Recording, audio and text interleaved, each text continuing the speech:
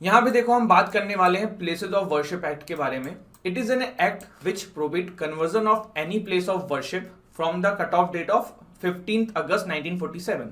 ये एक्ट है, ऐसा कहता है कि 15 अगस्त 1947 में जो भी सिचुएशन रही होगी वही सिचुएशन आगे भी रहेगी उस प्लेस ऑफ वर्शिप जगह की।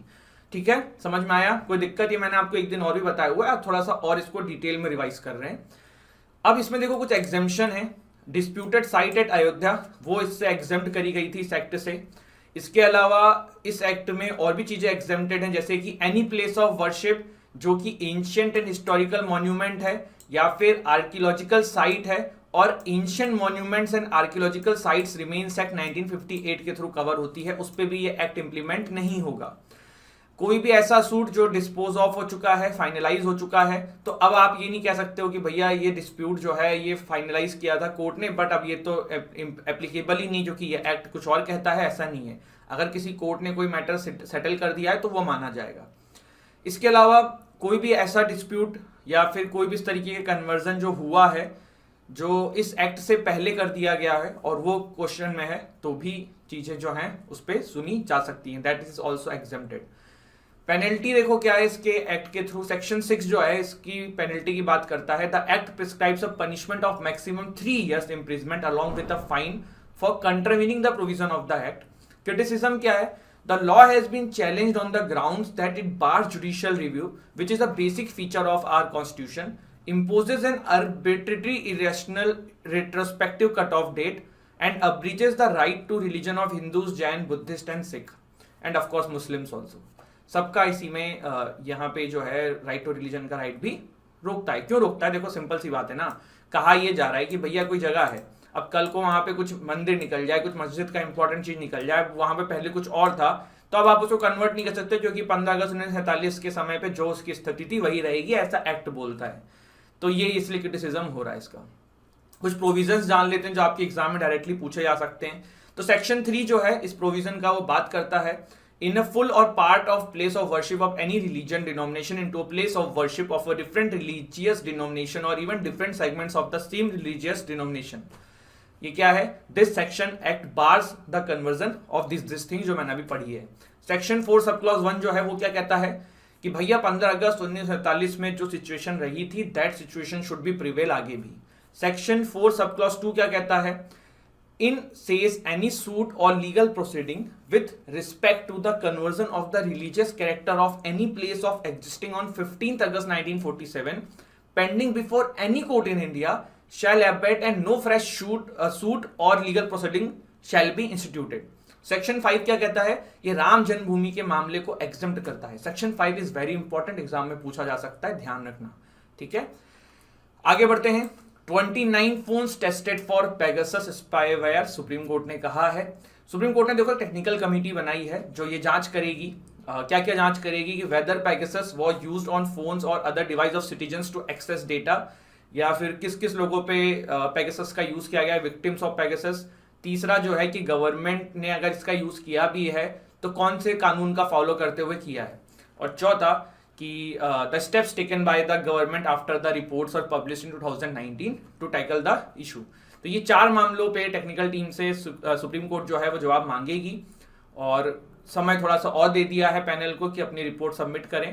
पेगासस क्या है? It's an spyware. अगर एग्जाम में क्वेश्चन आए तो मैलवेयर होता है MALWARE, उसी का एक प्रकार होता है स्पाईवेयर, वो है ये पेगासस। एग्जाम में ऐसे क्वेश्चन आते हैं, ध्यान रखिएगा। इट्स एन मैलवेयर, और उसमें भी जो टाइप्स हैं उसमें स्पाईवेयर है। स्पाईवेयर मतलब जासूसी के काम में आता है। भाई ये ऐसा एक जासूसी का वायरस, सॉरी वायरस नहीं कहेंगे, स्पाईवेयर था जिसमें आपको फोन उठाने की भी जरूरत नहीं, आपके फोन में मिस कॉल भी आएगा ना, इंस्टॉल हो जाएगा।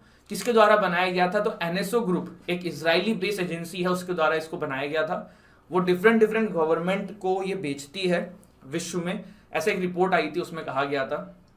अब देखो यहाँ पे ना बहुत सारी कहानी है। ऐसा भी है कि सरकार के ऊपर आरोप लगे हुए हैं कि सरकार ने इसका यूज करा है राहुल गांधी जी के ऊपर, प्रशांत किशोर के ऊपर और बहुत सारे सुप्रीम कोर्ट के जजेस के ऊपर। तो इस तरीके के आरोप हैं। देखते हैं क्या होता है, क्या ये सच्ची थे, क्या ये गलत हैं। विद टाइम चीजें सामने आ सकती हैं। तो पहले तो हम जानते हैं कि ये वीट के ऊपर बैन क्यों लगाया था, एक्सपोर्ट के ऊपर बैन क्यों लगाया था। देखिए मामला क्या है ना, प्रोक्योरमेंट का मतलब होता है वसूली करना, ये मैं आपको पहले ही बता देता हूँ जिनको नहीं पता है। तो सरकार जो है ना वो किसानों से जो वसूली करती है उसे प्रोक्योरमेंट बोलते हैं। वसूली मतलब जब खरीदते हैं, जो गेहूं खरीदा जाता है। तो जो प्रोक्योरमेंट वीट का है ना, वो ऐसा बोला जा रहा था कि इस बार 15 साल में पहली बार इतना कम होगा। 18.5 मिलियन टन के आसपास प्रोक्योरमेंट एक्सपेक्टेड है फ्रॉम द गवर्नमेंट। ये लोवेस्ट है, 2007 और 8 के बाद इतना कम कभी हुआ नहीं है जितना इस बार हो रहा है। अब पहले तो ये जानते हैं कि यार ये प्रोक्योरमेंट इतना कम हो क्यों रहा है, क्या कारण है कि जो गेहूं है उसकी फसल जो है उसमें सरकार के पास उतने मात्रा में अब नहीं आ रहा है जितना पहले आता था। तो एक तो आप लोगों ने बहुत ही ऑब्वियस रीजन बिल्कुल सही सोचा है कि यूक्रेन रशिया का वॉर चल रहा है, जिसके वजह से किसानों को जो है वो फसलें ज़्यादा मतलब बिक चुकी हैं और वो एक्सपोर्ट हो गया है वर्ल्ड की कंट्रीज में। क्योंकि देखो अगर आप नंबर्स देखेंगे ना, तो टॉप 5 कंट्रीज में रशिया एंड यूक्रेन भी हैं जो गेहूं का उत्पादन करता है। अब क्या हुआ, जब रशिया यूक्रेन मार्केट में इतना ज़्यादा बड़े प्लेयर नहीं रह गए हैं तो भारत से काफ़ी सारा वीट एक्सपोर्ट हो गया था। तो एक तो ये कारण है कि भारत में अभी गेहूं की थोड़ी सी कमी फील हो रही है गवर्नमेंट को। दूसरा क्या कारण है गाइस, दूसरा कारण यहाँ पे ये है कि गेहूं जो है ना, जब फसल उगती है उसका एक पर्टिकुलर टेम्परेचर चाहिए होता है, एक पर्टिकुलर उसमें कंडीशन चाहिए होती है। तो ऐसा अनुमान लगाया गया कि मार्च महीने के अंदर ना थोड़ी गर्मी ज़्यादा पड़ गई, जिसके वजह से काफ़ी सारी फसलें जो है ना वो नुकसान हो गई। तो ये भी एक कारण है। तीसरा एक कारण है कि होर्डिंग बाय ट्रेडर्स, जो व्यापारी थे ना उन्होंने फसलों को, गेहूं की बेसिकली बात हो रही है, गेहूं की फसल को आगे नहीं पहुंचा रहे हैं, गेहूं की फसल को रोक रखा है। क्यों ऐसा रोक रखा है? क्योंकि उनको पता है कि रशिया यूक्रेन की वजह से कल को गेहूं के दाम बढ़ सकते हैं, तो ये तब गेहूं को आगे पहुंचाएंगे जब इनका ज्यादा फायदा होगा। और कुछ किसानों ने भी अपनी फसलों को कटाई को जो थोड़ा सा और डिले कर दिया है, बिकॉज वो भी चाहते हैं कि जब गेहूं का ज्यादा मात्रा में उन्हें पैसा मिले तब वो बेचे। इसके बाद अब यहाँ पे ना देखो, आगे मैं बढ़ूं कि इससे हमारा क्या नुकसान होगा, देश का क्या नुकसान होगा, ये सब मैंने आपको बता भी रखा है। फिर भी समझ लेते हैं कि सरकार काफी सारी स्कीम चलाती है जिसकी वजह से गेहूं में ये कमी आती है। कुछ लोगों का ये भी कहना है कि यार जो ये फ्रीबीज दिए जा रहे हैं उसमें बड़ी प्रॉब्लम्स होती हैं। तो ये सब है, लेकिन अब क्या होगा ना, अब सरकार जो है मिड डे मील और इस तरीके की स्कीम के लिए तो गेहूं आराम से दे पाएगी, लेकिन जो एक्स्ट्रा स्कीम्स होती है ना वहां पे सरकार को प्रॉब्लम होगी। तो ये तो गवर्नमेंट के पर्सपेक्टिव से, आम आदमी के पर्सपेक्टिव से क्या है भाई, गेहूं महंगा हो सकता है, आटा महंगा हो सकता है, बेसिक नेसेसिटी की चीजें जो है वो महंगी हो सकती है। सरकार ने इसको कर्ब करने के लिए क्या किया, सरकार ने जो एक बड़ा रीजन था जिसकी वजह से गेहूं भारत में कम हो रहा था अभी, या मात्रा जो कम हो जा रही थी, वो एक्सपोर्ट था, उस पर रोक लगा दिया कि भैया गेहूं का हम एक्सपोर्ट नहीं करेंगे। वो कहते हैं ना कि पहले अपने आप को संभालो फिर बाहरी कंट्रीज का देखो। तो इंडिया जो है वो इस तरीके से आगे बढ़ने लगा। काफी क्रिटिसिज्म हुआ। अभी देखो क्रिटिसिज्म क्यों हो रहा है, मैं आपको यहाँ पे बताता हूँ। आप इस पे आइए, ये वाला जो हमारा पेज है ना, इसमें मैंने आपको 2 कारण बताए थे कि व्यापारियों ने और किसानों ने, दोनों ने फसलों को रोक रखा है। अब क्या हुआ ना, जब सरकार ने एक्सपोर्ट पे बैन लगा दिया तो जितने व्यापारी जिन्होंने ये चीजें रोक रखी थी, जो बहुत सारे किसान भी इसमें इन्वॉल्व थे जिन्होंने दिमाग लगाया था कि हम महंगे दामों में बेचेंगे, वो लोग अब महंगे दामों में नहीं बेच पाएंगे क्योंकि एक्सपोर्ट पे बैन लगा। तो सरकार ने एक्सपोर्ट पे बैन ही इसलिए लगाया है कि गेहूं के दाम जो है ना वो इंडिया में बढ़े ना। और इसी वजह से अब जो है ना क्रिटिसिज्म ये हो रहा है कि भैया आप तो किसानों का भला ही नहीं चाह रहे हो, अगर वो महंगे दाम पे बिक रहा था तो बेचने दो ना। तो पहला तो ये। दूसरा ये कि वर्ल्ड को इन द एंड हम क्या चाहते हैं, इन द एंड हम चाहते हैं हमारे पास फॉरेन रिजर्व हो। आज आपके पास फॉरेन रिजर्व कमाने का इतना सारा तरीका है गेहूं के थ्रू, तो आप उसको नहीं कमा रहे हो। तो ये कुछ क्रिटिसिज्म हो रहा है। और यही इस आर्टिकल में जो राइटर हैं इन्होंने भी कहा है, जो ये आर्टिकल लिखा हुआ है food security does not need this surgical strike, या फिर एक और आर्टिकल जो आया था एक ये वीट कंफ्यूजन करके, दोनों में मिला जुला के यही बातें लिखी हुई हैं। थोड़ा सा वीट के बारे में मैं आपको बता देता हूँ। वीट का जो उगने के लिए सोइंग टाइम पर टेम्परेचर चाहिए होता है वो 10 से 15 डिग्री सेल्सियस चाहिए होता है, एंड कटाई एंड हार्वेस्टिंग के टाइम पे 21 से 26 डिग्री सेल्सियस चाहिए होता है। रेनफॉल जो है ना करीबन 75 से 100 सेंटीमीटर की चाहिए होती है। जिन्होंने 9th-10th की ज्योग्राफी याद होगी तब भी हमने ये पढ़ा था। 11th-12th में जिनके पास आर्ट्स थी तो उनको तो अच्छे से पता होगा। ये वीट जो ग्रोइंग रीजन्स है ना भारत के अंदर, वो है Punjab, Haryana, Uttar Pradesh, Bihar, Rajasthan and part of Madhya Pradesh. India is the second largest producer of wheat in the world after China. Ukraine जो है वो 5th नंबर पे है and Russia was on 3rd।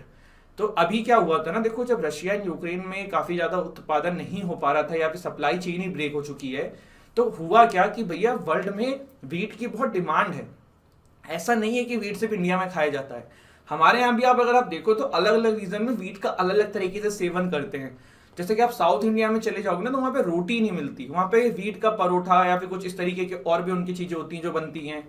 North में कुछ अलग यूज होता होगा। ऐसे ही वर्ल्ड में ना ब्रेड के लिए वीट का बहुत यूज होता है। इसके अलावा जो मुस्लिम कंट्रीज हैं वहां पे भी जो रोटी है उसका सेवन किया जाता है, वो थोड़ी अलग तरीके की होती है, उनको तंदूर में बनाया जाता है, but they use wheat only. जो मैदा है वो क्या है, वो वीट का ही और रिफाइंड फॉर्म है। तो ये सारी चीजें जो हैं, वीट जो है इसलिए बहुत ही वर्ल्ड में एक बहुत ही जरूरी फसल है, और उसकी कमी की वजह से चीजें खराब हो रही थी। तो इंडिया का मैंने आपको पूरा कॉन्सेप्ट यहाँ पे समझा दिया है। अब अबॉर्शन लॉज से रिलेटेड भारत में क्या कानून है वो देखते हैं। 2020 के अंदर हमारी गवर्नमेंट ने medical termination of pregnancy act के अंदर अमेंडमेंट को अप्रूवल दिया था। पहले देखो हमारे यहाँ पे जो मेन लॉ है जो अबॉर्शन को डील करता है उसका नाम है medical termination of pregnancy act 1971। 2020 में इसमें अमेंडमेंट प्रपोज हुए थे और 2021 तक वो इम्प्लीमेंट कर दिए गए थे। क्या अमेंडमेंट था? बेसिक एक जो अमेंडमेंट आया था वो ये आया था कि पहले ना 20 वीक का अपर लिमिट होता था अबॉर्शन का, उसको 21 वाले एक्ट में 24 वीक्स कर दिया था। और एक और चीज ये करी गई थी, पहले सिर्फ मैरिड कपल्स की बात होती थी, बट अब जो है अनमैरिड लोगों को भी इसमें राइट्स दिए गए हैं अबॉर्शन के। तो ये कुछ चीजें हैं। अबॉर्शन क्या होता है? Abortion is defined as the termination of pregnancy by various method including medical surgery before the foetus is able to sustain independent life. ठीक है, चलिए अब देखो क्यों 20 वीक विंडो जो है वो इनफ नहीं थी जो पहले थी, और अब जो किया गया है वो तब भी बेटर है पहले से। तो काफी सारे ऐसे कंट्रीज हैं विश्व के, यूरोपियन कंट्री जिसमें हम लेंगे फ्रांस, यूके, इटली, नेपाल, इन्होंने 20 वीक्स के ऊपर भी जो है अबॉर्शन को अलाउ कर रखा है। कनाडा, जर्मनी, वियतनाम, इस तरीके की कंट्री में तो किसी भी टाइम पे आप अबॉर्ट करा सकते हो। और एक्चुअली में एक अभी भी जो क्वेश्चन उठता है अबॉर्शन लॉस के ऊपर वो यही उठता है कि महिलाओं की बॉडी है, उनका राइट है, तो लेट देम डिसाइड ना कि व्हेन दे वांट। उसमें ये जो कैप लगाई जा रही है ये गलत है। तो इस तरीके की चीजें कही जाती हैं। और इंडिया की अगर हम बात करें तो क्यों 20 वीक का विंडो इनफ नहीं था, क्योंकि हमारे यहाँ पे हर जगह पे ना टेक्नोलॉजी उस लेवल की नहीं है। अल्ट्रासाउंड हर जगह पे मौजूद नहीं है, काफी बार गलत रिपोर्ट आ जाती है, डॉक्टर ही नहीं पहचान पाते हैं कि हाँ वुमेन इज प्रेग्नेंट। तो जब ऐसे मिसहैप के अंदर फिर महिलाएं अगर नहीं चाहती हैं बच्चा उस समय, या उस समय पेरेंट्स जो है वो बच्चा नहीं चाहते हैं, तो फिर वो क्या करेंगे? तो ये कुछ प्रॉब्लम्स हो रही थी जिसकी वजह से इसमें चेंज लाया गया था। अब एमटीपी एक्ट 1971 पे थोड़ा सा आते हैं, फिर हम देखेंगे कि जो अमेंडमेंट आया था वो क्या था। तो एमटीपी एक्ट 1971 जो है वो ये कहता है कि the choice and is purely circumstantial. मतलब ऐसा नहीं कि आप बाय चॉइस करो, अगर सर्कमस्टेंस उस तरीके का होता है तभी आप टर्मिनेट करा सकते हो। Under the law section 3 of MTP act 1971 doctor जो है वो 3-4 सिचुएशंस में अबॉर्शन कर सकते हैं। सबसे पहला, pregnancy would harmful to the life of the patient. दूसरा, child would suffer from physical और मेंटल अबनॉर्मलिटीज। तीसरा, फेलियर ऑफ कॉन्ट्रसेप्शंस। और चौथा, सेक्सुअल असॉल्ट और रेप। तो ये कुछ सेक्शन 3 के अंदर एमटीपी एक्ट में दिया हुआ है, जिसके थ्रू जो है जिसके ऊपर ही अबॉर्शन जो है वो किया जा सकता है by medical practitioners. Consent of person is very needed. The doctors have a duty to get consent of a pregnant woman in order to perform the abortion. अगर वुमेन 18 से कम है तो फिर उसके जो गार्जियन है उनसे पूछना पड़ेगा। कोई मेंटली सफर वुमेन है तो भी उसके गार्जियन से पूछना पड़ेगा। डॉक्टर जो है अगर विदाउट परमिशन परफॉर्म कर देते हैं तो 10 साल तक की सजा जो है उनको हो सकती है। अब थोड़ा सा चेंजेस देखते हैं 1971 वाले में और जो अमेंडमेंट आए हैं 2021 में। सबसे पहले देखो मैरिड वुमेन को ही लिया जाता था, अब जो है ये 21 वाले में unmarried womens are also covered. जो एज लिमिट थी पहले उसमें कि कितने समय तक कर सकते हैं, तो 20 वीक्स फॉर ऑल इंडिकेशंस, मतलब चाहे आपको कितनी भी अबनॉर्मलिटीज हो कुछ भी हो, 20 वीक का कैप होता था। अभी क्या है, 24 weeks for rape survivors, beyond 24 weeks for substantial foetal abnormalities. मतलब क्लॉज डाल दिया है, अगर आपको कुछ बॉडी पे प्रॉब्लम होगी या उस प्रेगनेंसी से आपको कोई प्रॉब्लम हो सकती है तो आप जो है वो इस प्रोसेस का फॉलो करके अबॉर्ट करा सकते हैं, लेकिन ये पहले नहीं था। पहले एक और प्रॉब्लम थी कि आपको ना 12 वीक तक किसी एक डॉक्टर की कंसेंट लेनी होती थी, 20 वीक तक अगर आप अबॉर्ट कराना चाह रहे हो तो 2 डॉक्टर की कंसेंट लेनी होती थी। अब क्या हुआ, अब सिर्फ 20 वीक तक ही एक डॉक्टर की कंसेंट चाहिए। मतलब ये भी प्रोसेस थोड़ी कम कर दी ना, आपको 2 डॉक्टर के पास नहीं जाना, एक ही डॉक्टर से आपको कंसेंट मिलता है। आपका काम हो जाएगा। 20 से 24 वीक्स के लिए आपको 2 डॉक्टर्स की कंसेंट चाहिए और 24 प्लस के लिए फिर मेडिकल बोर्ड का अप्रूवल लेना पड़ता है। इसके बाद अगर कोई इन कानूनों का पालन नहीं करता है तो पहले फाइन था 1,000 रुपए तक का, अब 1 साल तक की सजा भी हो सकती है। तो ये आपने आई थिंक चीजें समझी जानी। क्या हुआ है, मथुरा वाला शायद मैं पहली बार ही कर रहा हूँ, अच्छे से समझना, बहुत कुछ है नहीं। प्लेस ऑफ वर्शिप एक्ट यहाँ भी कॉमन है, अगर क्वेश्चन आएगा तो वो भी बन सकता है, तो वो तो आपको पता ही है, सेक्शन भी पता ही है। अब थोड़ा सा मथुरा वाली की कहानी जान लो। श्री कृष्ण जन्मभूमि जो है ना, वो एक 13.39 एकर्स के आसपास के एरिया में पूरा फैला हुआ है, जहां पे काफी सारे हिंदू टेम्पल्स हैं। वहीं पे एक मस्जिद है जिसका नाम है शाही ईदगाह मस्जिद, ठीक है, which was built by the Mughal emperor Aurangzeb in 1670 after demolishing the Keshavdas temple. और यही सारा मसला आके फंस जाता है। मुगल एम्पर औरंगजेब के द्वारा 1670 में एक शाही ईदगाह मस्जिद बनाया गया था केशवदास टेम्पल को विध्वंस करके, और अब जो है उसी के ऊपर पिटीशन फाइल हुई है। एज पर the petition, the petitioner have claimed that Shahi Idgah mosque was built after demolishing the part of Shri Krishna Janmabhoomi temple which was spread over 13.37 acres of land. इसकी मतलब कहीं यहीं पे स्थित था। The petitioner have been demanding the removal of mosque and the return of the land for the temple. So far, 9 cases have been filed in the Mathura court in the case of Shri Krishna Janmabhoomi and Shahi Eidgah dispute. One of the petitioner claimed that the mosque was built on the order of Aurangzeb back to 1669 to 70 on the 13.37 acre of Krishna Janmabhoomi land. अब देखो ना, यहाँ पे एक चीज तो है कि जो आपका औरंगजेब थे उनके समय में काफी सारे टेम्पल्स को तोड़ा गया था और मस्जिद बनाई गई थी। That is an separate thing. दूसरा, अब यहाँ पे जो क्वेश्चन है ना, वो ये है कि क्या जो हुआ उसको लेके अब यहाँ पे इन चीजों को बवाल करना या फिर ऐसा मानना या फिर उस चीजों को लेके क्वेश्चंस उठाना, रेस करना सही है कि नहीं है। तो ये क्वेश्चंस हैं, लेट्स सी क्या होता है फ्यूचर में, लेकिन जो भी है आपके सामने है चीजें, ठीक है। तो ये था, आगे बढ़ते हैं। सेक्स एज ए वर्क, यहाँ पे देखो क्या हुआ। सुप्रीम कोर्ट ने आर्टिकल 142 इज इन काफी ज्यादा न्यूज, अभी बहुत बार सुप्रीम कोर्ट ने आर्टिकल 142 का पिछले कुछ समय में यूज कर डाला है। तो आर्टिकल 142 का यूज करते हुए necessary for doing complete justice in any cause or matter pending before it, supreme court अब कुछ डिसीजंस देता है। अगर मैं इसको लेमन लैंग्वेज में कहूं तो supreme court extraordinary power use करते हुए जस्टिस सर्व करने के लिए आर्टिकल 142 का यूज करता है। 2020 के अंदर नेशनल ह्यूमन राइट कमीशन ने सेक्स वर्कर को एज ए इन्फॉर्मर वर्कर्स की कैटेगरी में इंक्लूड कर दिया था। सुप्रीम कोर्ट ने आर्टिकल 142 का जो यूज करते हुए सेक्स वर्क को एज ए प्रोफेशन की तरह कैटेगराइज किया है।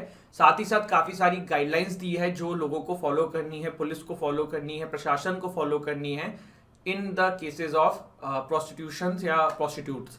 तो अब हम थोड़ा सा इस जजमेंट को सिंप्लीफाई करने की कोशिश करते हैं, समझने की कोशिश करते हैं। तो सबसे पहले देखो, क्रिमिनल लॉ जो है उसके ऊपर सुप्रीम कोर्ट ने कहा है कि भैया हर कोई इंडिया के अंदर इंटाइटल्ड है equal protection of law and criminal law must apply equally in all cases, ठीक है। अगर कोई सेक्स वर्कर है, वो अडल्ट है और अपने कंसेंट से पार्टिसिपेट कर रही है, police must refrain from interfering or taking any criminal action against her. और लॉट ऑफ हर मतलब, जैसे लॉट ऑफ हर तो गलत बोल दिया मैंने, हर मतलब कोई एक इंडिविजुअल की बात नहीं है, यहाँ पे जो भी इस फील्ड में इंक्लूडेड हों उन सभी के बारे में बात हो रही है। आर्टिकल 21 की हम बात करें, no person shall be deprived of his life और पर्सनल लिबर्टी। तो आर्टिकल 21 जो है हमारा, वो कहता है कि किसी पर्सन को उसकी जो पर्सनल लिबर्टी है वो आप डिप्राइव नहीं कर सकते हो। और सुप्रीम कोर्ट ने भी यहाँ पे बोला कि even sex workers has right to personal liberty, और आप जो है उसको डिप्राइव नहीं कर सकते हो। सुप्रीम कोर्ट ने ये भी बोला कि sex workers should not be arrested और पेनलाइज्ड और हैरेस्ड और विक्टिमाइज्ड, क्योंकि वो अपने कंसेंट से वो चीज कर रहे हैं, तो आप नहीं होते हैं कोई भी कि इस तरीके की चीजों में उनके साथ इस तरीके का दुर्व्यवहार किया जाए। अब जो चाइल्ड हैं सेक्स वर्कर्स के, उनके लिए भी एक प्रॉब्लम पहले क्या होती थी कि जब भी पहले प्रोस्टिट्यूशंस जो हब होते थे, ब्रॉथल्स होते थे, वहां पे जब रेड पड़ती थी तो जो भी चिल्ड्रंस होते थे तो ये माना जाता था कि इनको भी इस धंधे में लाने के लिए यहाँ पे रखा हुआ है। पर बहुत बार ना ऐसा होता है, काफी सारी डॉक्यूमेंट्रीज हैं यूट्यूब पे, आप देखिएगा कि सेक्स वर्कर्स के जो बच्चे होते हैं वो भी वहीं रह रहे होते हैं, तो फिर बहुत बार उनको उनकी माताओं से सेपरेट कर दिया जाता था। तो सुप्रीम कोर्ट ने भी काफी अच्छी गाइडलाइंस दी है। सबसे पहला कि should not be separated from mother mainly on the ground that she is in the sex state. दूसरा, if a minor is found living in a brothel with sex worker, it should not be presumed that the child was trafficked. तीसरा, in case the sex worker claims that he she her son daughter test can be done to determine if she her claim is correct, तो ऐसा आपको करना चाहिए, मान्य को separate नहीं करना चाहिए। मतलब मान लो एक ब्रॉथल है जहां पे एक्स नाम की वुमेन रह रही है, उनका एक बच्चा है जिसका नाम है जेड, पुलिस पहुंचती है, कहती है जेड जो है ना जबरदस्ती लाया गया है, हम इसको लेके जा रहे हैं अनाथ आश्रम में या फिर किसी चाइल्ड वेलफेयर डिपार्टमेंट में या कहीं भी इस तरीके की चीजों में। तो एक्स जो है वो कह सकती है कि जेड का ब्लड टेस्ट करा लो भाई, मेरा डीएनए मैच होगा तो आप मेरे पास रहने देना।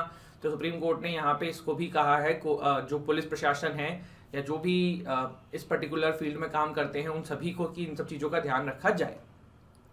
Medical care should provided every facility including immediate medico legal care. Role of media, media should take utmost care not to reveal the identities of sex workers.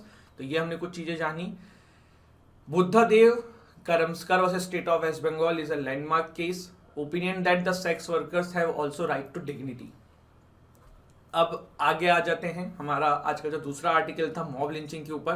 देखो ये कहानी अभी फिर से न्यूज में आई है, बहुत बार मॉब लिंचिंग न्यूज में आती है, अभी फिर से आई है। क्यों आई है?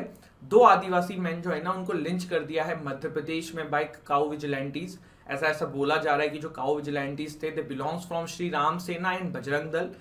स्टेट गवर्नमेंट ने एक स्पेशल इन्वेस्टिगेशन टीम प्रोब करने के लिए लगा डाली है। और Subhamoy Sikdar reports on the incidents that had climate of fear in the district. तो ये ग्राउंड जीरो में कहानी आई हुई है पूरी, आप पढ़ना चाहें टाइम हो तो पढ़ लेना। कभी कभी इंग्लिश में तो इम्प्रूवमेंट में रहेगा ही रहेगा, साथ में कुछ देश दुनिया में क्या होता है ना वो भी आपको समझ में आता है। कभी कभी देखो क्या होता है ना, छोटे छोटे इंसिडेंट्स ना बहुत चेंज कर डालते हैं। जैसे कि मैं आपको एक अपने लाइफ का कल का एक इंसिडेंट बताता हूँ। कल I was feeling low about something, और फिर क्या हुआ कि मैं जा रहा था गाड़ी से जिम जा रहा था, तो रास्ते में जो है मैंने फल वाले के यहाँ से रुक के नारियल पानी लिया। तो वो नारियल पानी वाला आया मेरे से और वो मेरे से बोलता है कि सर आप ही लोगों की लाइफ अच्छी है, कुछ करना नहीं होता, सुबह से शाम पड़े रहो, शाम को जिम चले जाओ और माता पिता आपके इतना सारा पैसा छोड़ के चले गए। तो मुझे वो चीज़ उस समय उसकी बात जो है ना हिट करी। मतलब ऐसा एक्चुअल में बिल्कुल केस नहीं है और मेरे साथ तो बिल्कुल भी नहीं है। जो भी है हम अपने मेहनत से करते हैं, थोड़ा बहुत पूरा दिन काम करते हैं और फिर शाम को जब टाइम मिलता है तो अपना थोड़ा सा जो इन्जॉयमेंट है वो कर लिया जाता है। पर मुझे उस बात से क्या हिट हुआ कि हर कोई ना अपने लाइफ में अपनी समस्याओं को सामने रख रहा है और हर कोई कहीं ना कहीं अपने पॉइंट पे स्टक होकर कहता है कि यार मेरे साथ ही क्यों कर रहे हैं। तो फिर मुझे लगा कि यार हर कोई को ना हम लोगों को जो मिला हुआ है, मैंने कल आपके साथ एक कोट भी शेयर किया था कि जो भी सिचुएशन है ना उसको एक्सेप्ट करो और डोंट क्रिटिसाइज कि यार अंबानी होते तो क्या होता। मतलब everybody wants to be Ambani, but उसकी भी अपनी लाइफ में प्रॉब्लम्स होगी। तो मेरे कहने का मतलब ये है ना कि हर चीज में ही होता है। जैसे पढ़ाई में कुछ लोग सोचते हैं कि यार मैं टॉपर होता या मैं उसके तरह होता, या वो फला फला बंदा बहुत तेज है मैं उसकी तरह होता।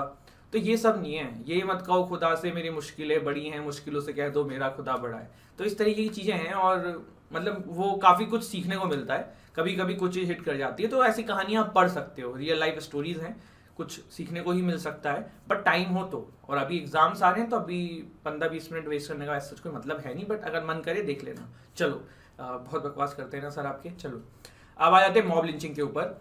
लिंचिंग का मतलब क्या होता है? Series of act of violence or aiding abetting such act thereof whether spontaneous or planned by a mob. Grounds क्या क्या होने चाहिए?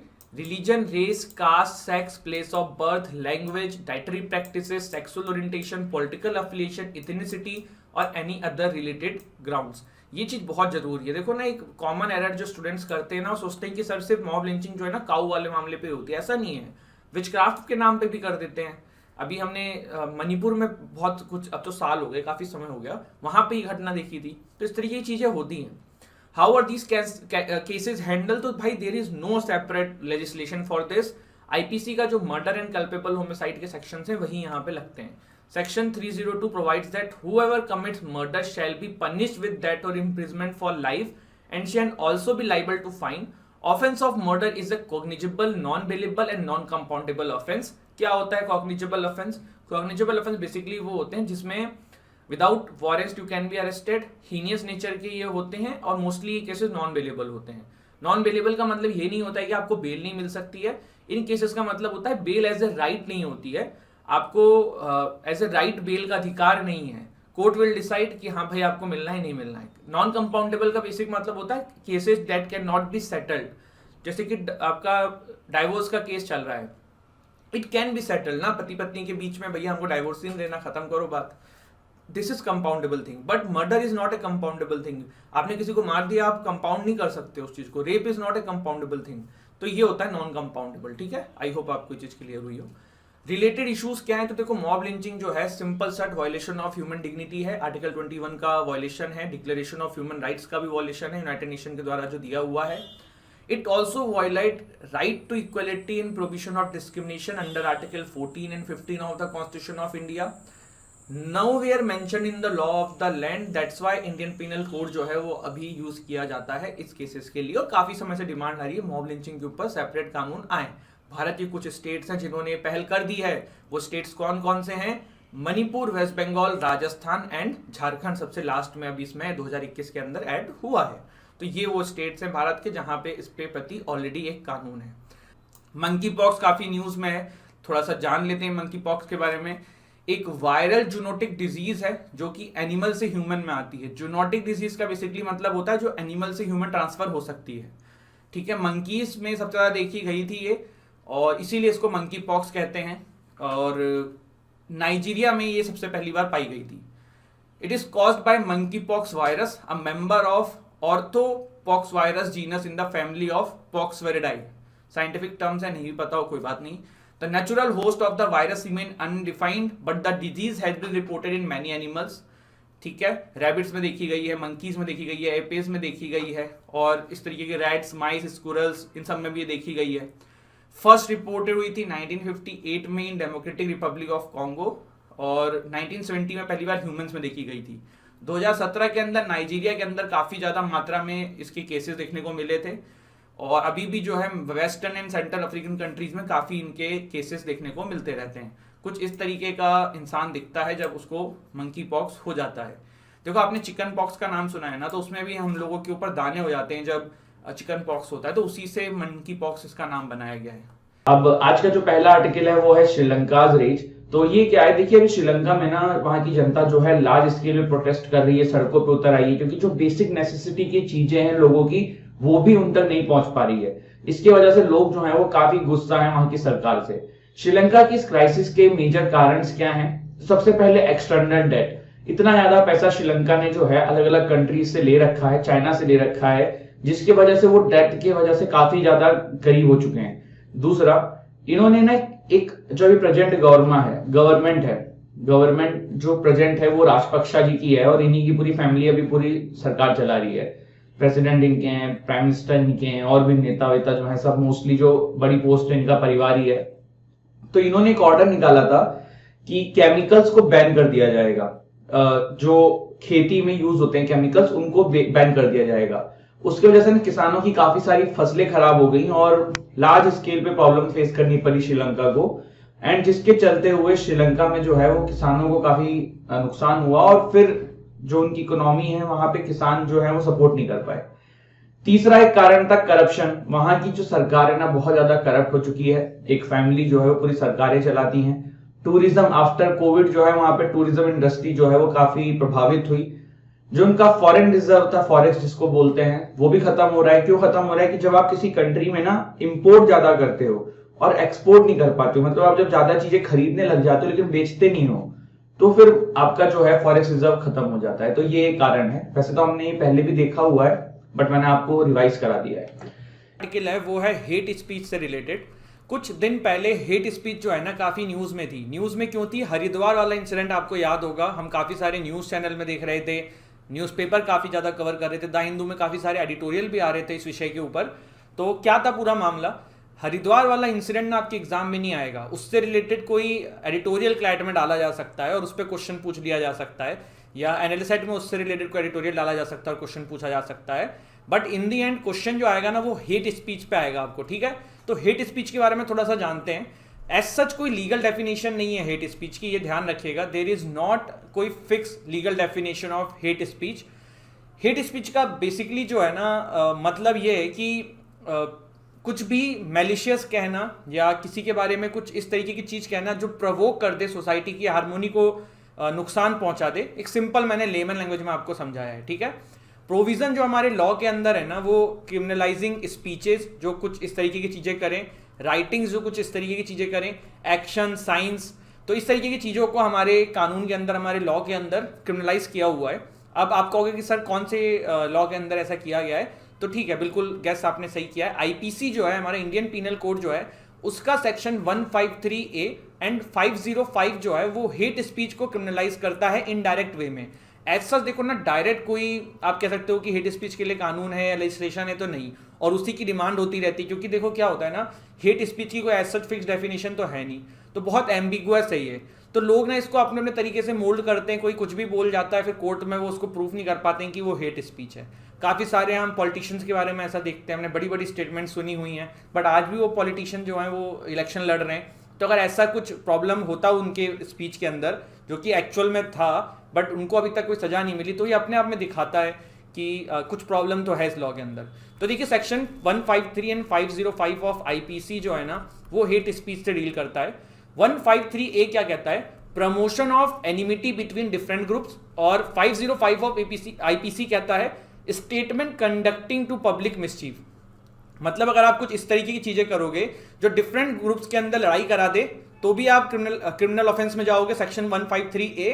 एंड 505 ऑफ आईपीसी कहता है कि कुछ इस तरीके का स्टेटमेंट आपके द्वारा जो पब्लिक मिसचीफ क्रिएट कर सकता है। अब देखो यहाँ पे डायरेक्टली कहीं हेट स्पीच की चर्चा नहीं है, ये एक भाई कानून है, चला आ रहा है, बना दिया गया है, और इसीलिए समय समय पे हेट स्पीच के लिए एक सख्त कानून की डिमांड जो है हम सुनते हैं कि होनी चाहिए। तो ये पहला हमारा टॉपिक था। कोई डाउट इसमें किसी को?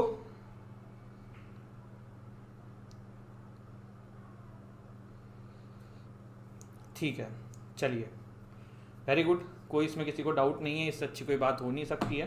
थोड़ा सा और जूम कर देता हूँ मैं, किसी की डिमांड आई है कि सर थोड़ा सा और जूम कर दीजिए, तो देखो ज़्यादा हो गया यार ये। ठीक है, इतना ठीक है।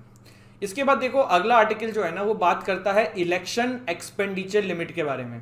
इलेक्शन एक्सपेंडिचर लिमिट क्यों अभी न्यूज़ में थी? बिल्कुल, अभी हमारे 4 स्टेट्स में इलेक्शन थे, होने में हैं, और कुछ में हो चुके हैं, कुछ में बाकी हैं। तो इसमें क्या हुआ था कि जो हमारे बंदे जो इलेक्शन लड़ते हैं ना, इन लोगों का पैसा इलेक्शन में कितना खर्च किया जाता है, ये इलेक्शन कमीशन के द्वारा फिक्स किया जाता है।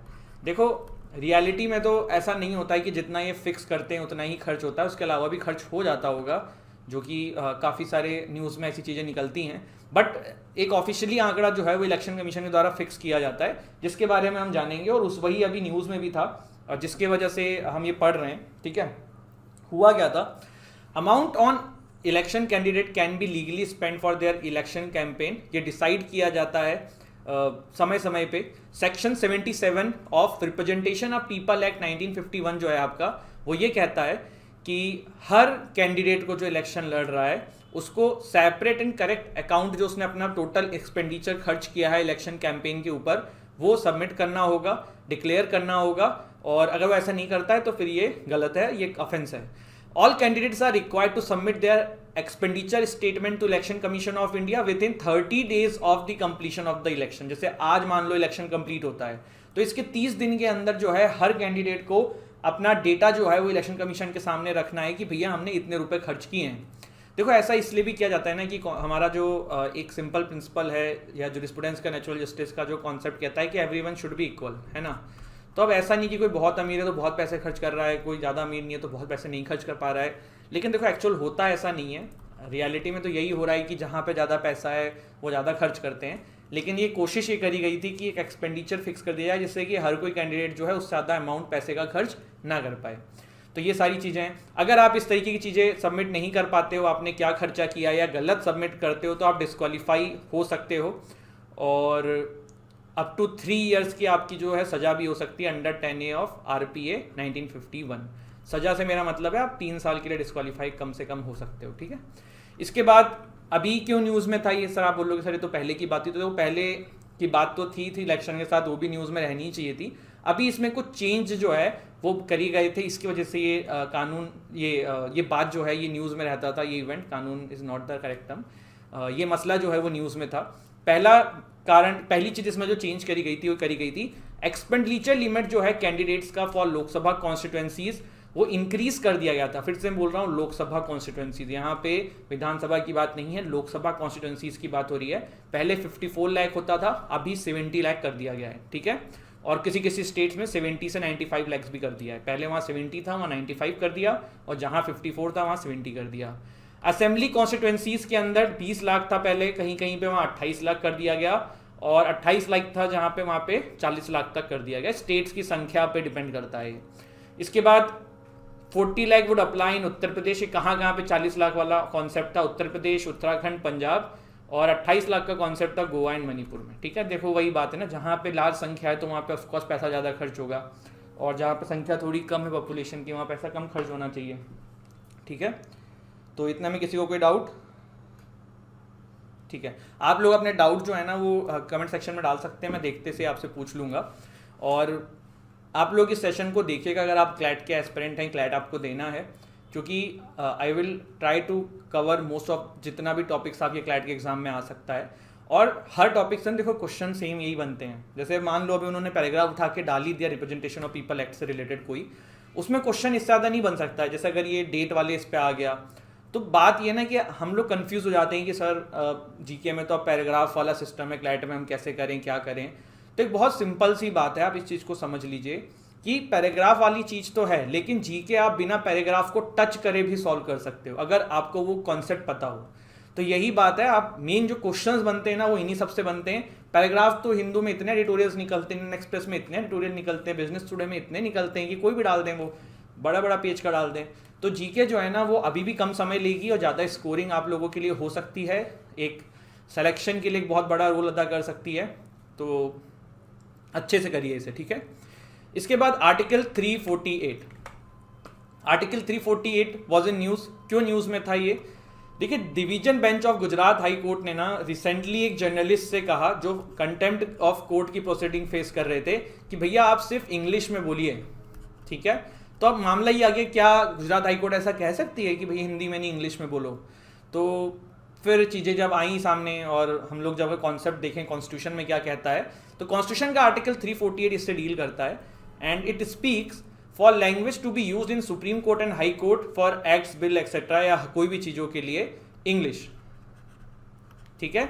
आर्टिकल 348(1) जो है वो यहाँ पे ये कहता है कि हर सुप्रीम कोर्ट, हाई कोर्ट की जो लैंग्वेज है वो इंग्लिश होनी चाहिए अनटिल कोई पार्लियामेंट उस स्टेट के लिए अलग से कोई लॉ लेके आती है, या फिर पूरे देश के लिए कोई अलग से लॉ लेके आती है इस प्रबंध में कि भाई ये लैंग्वेज भी सुप्रीम कोर्ट में हो सकती है।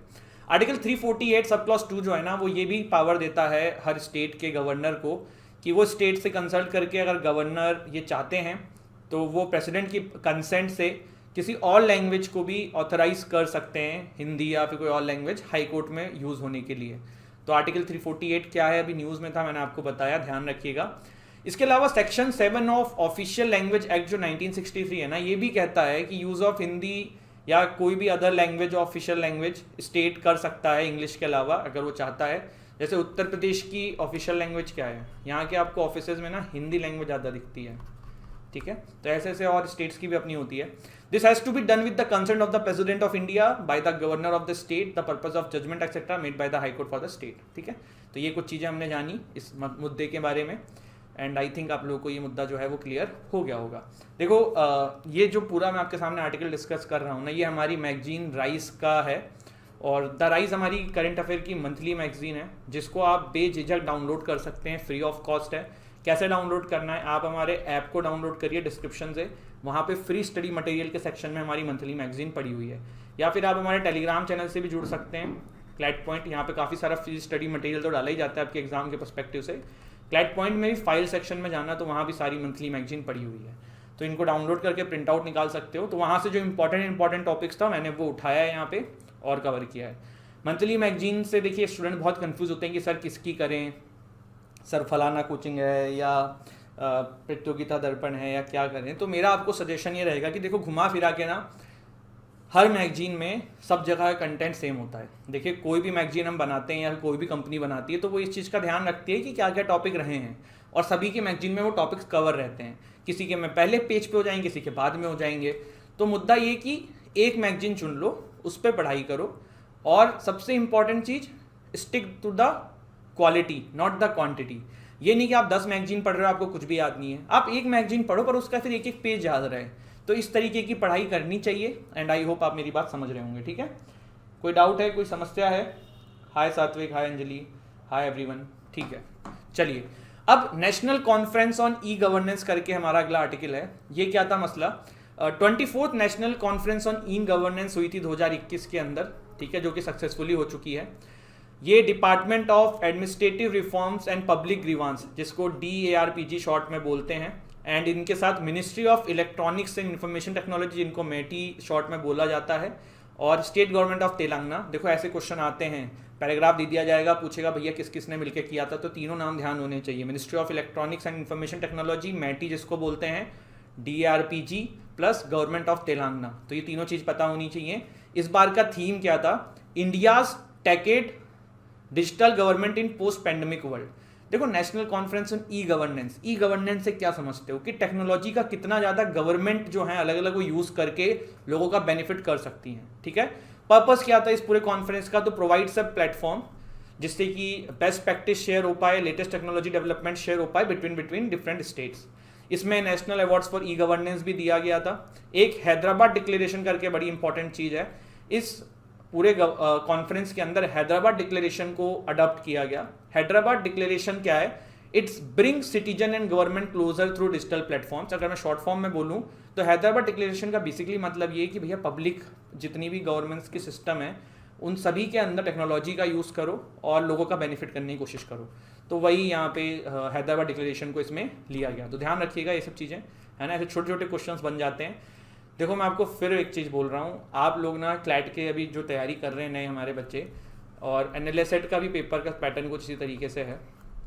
वो पैराग्राफ वाले क्लैट के क्वेश्चन जो आते हैं GK के, देखो पैराग्राफ आपको चाहे 10 पेज का दे दें, ठीक है, अगर इस टॉपिक पे क्वेश्चन आना है ना तो इससे बाहर नहीं आएगा। ठीक है, सेम गोज विथ यहाँ पे अगर आर्टिकल 348 रिलेटेड पैराग्राफ इतने आए थे, इतने एडिटोरियल्स आए थे, उसमें से अगर पूछना होगा तो इससे बाहर क्वेश्चन ही नहीं बनता है।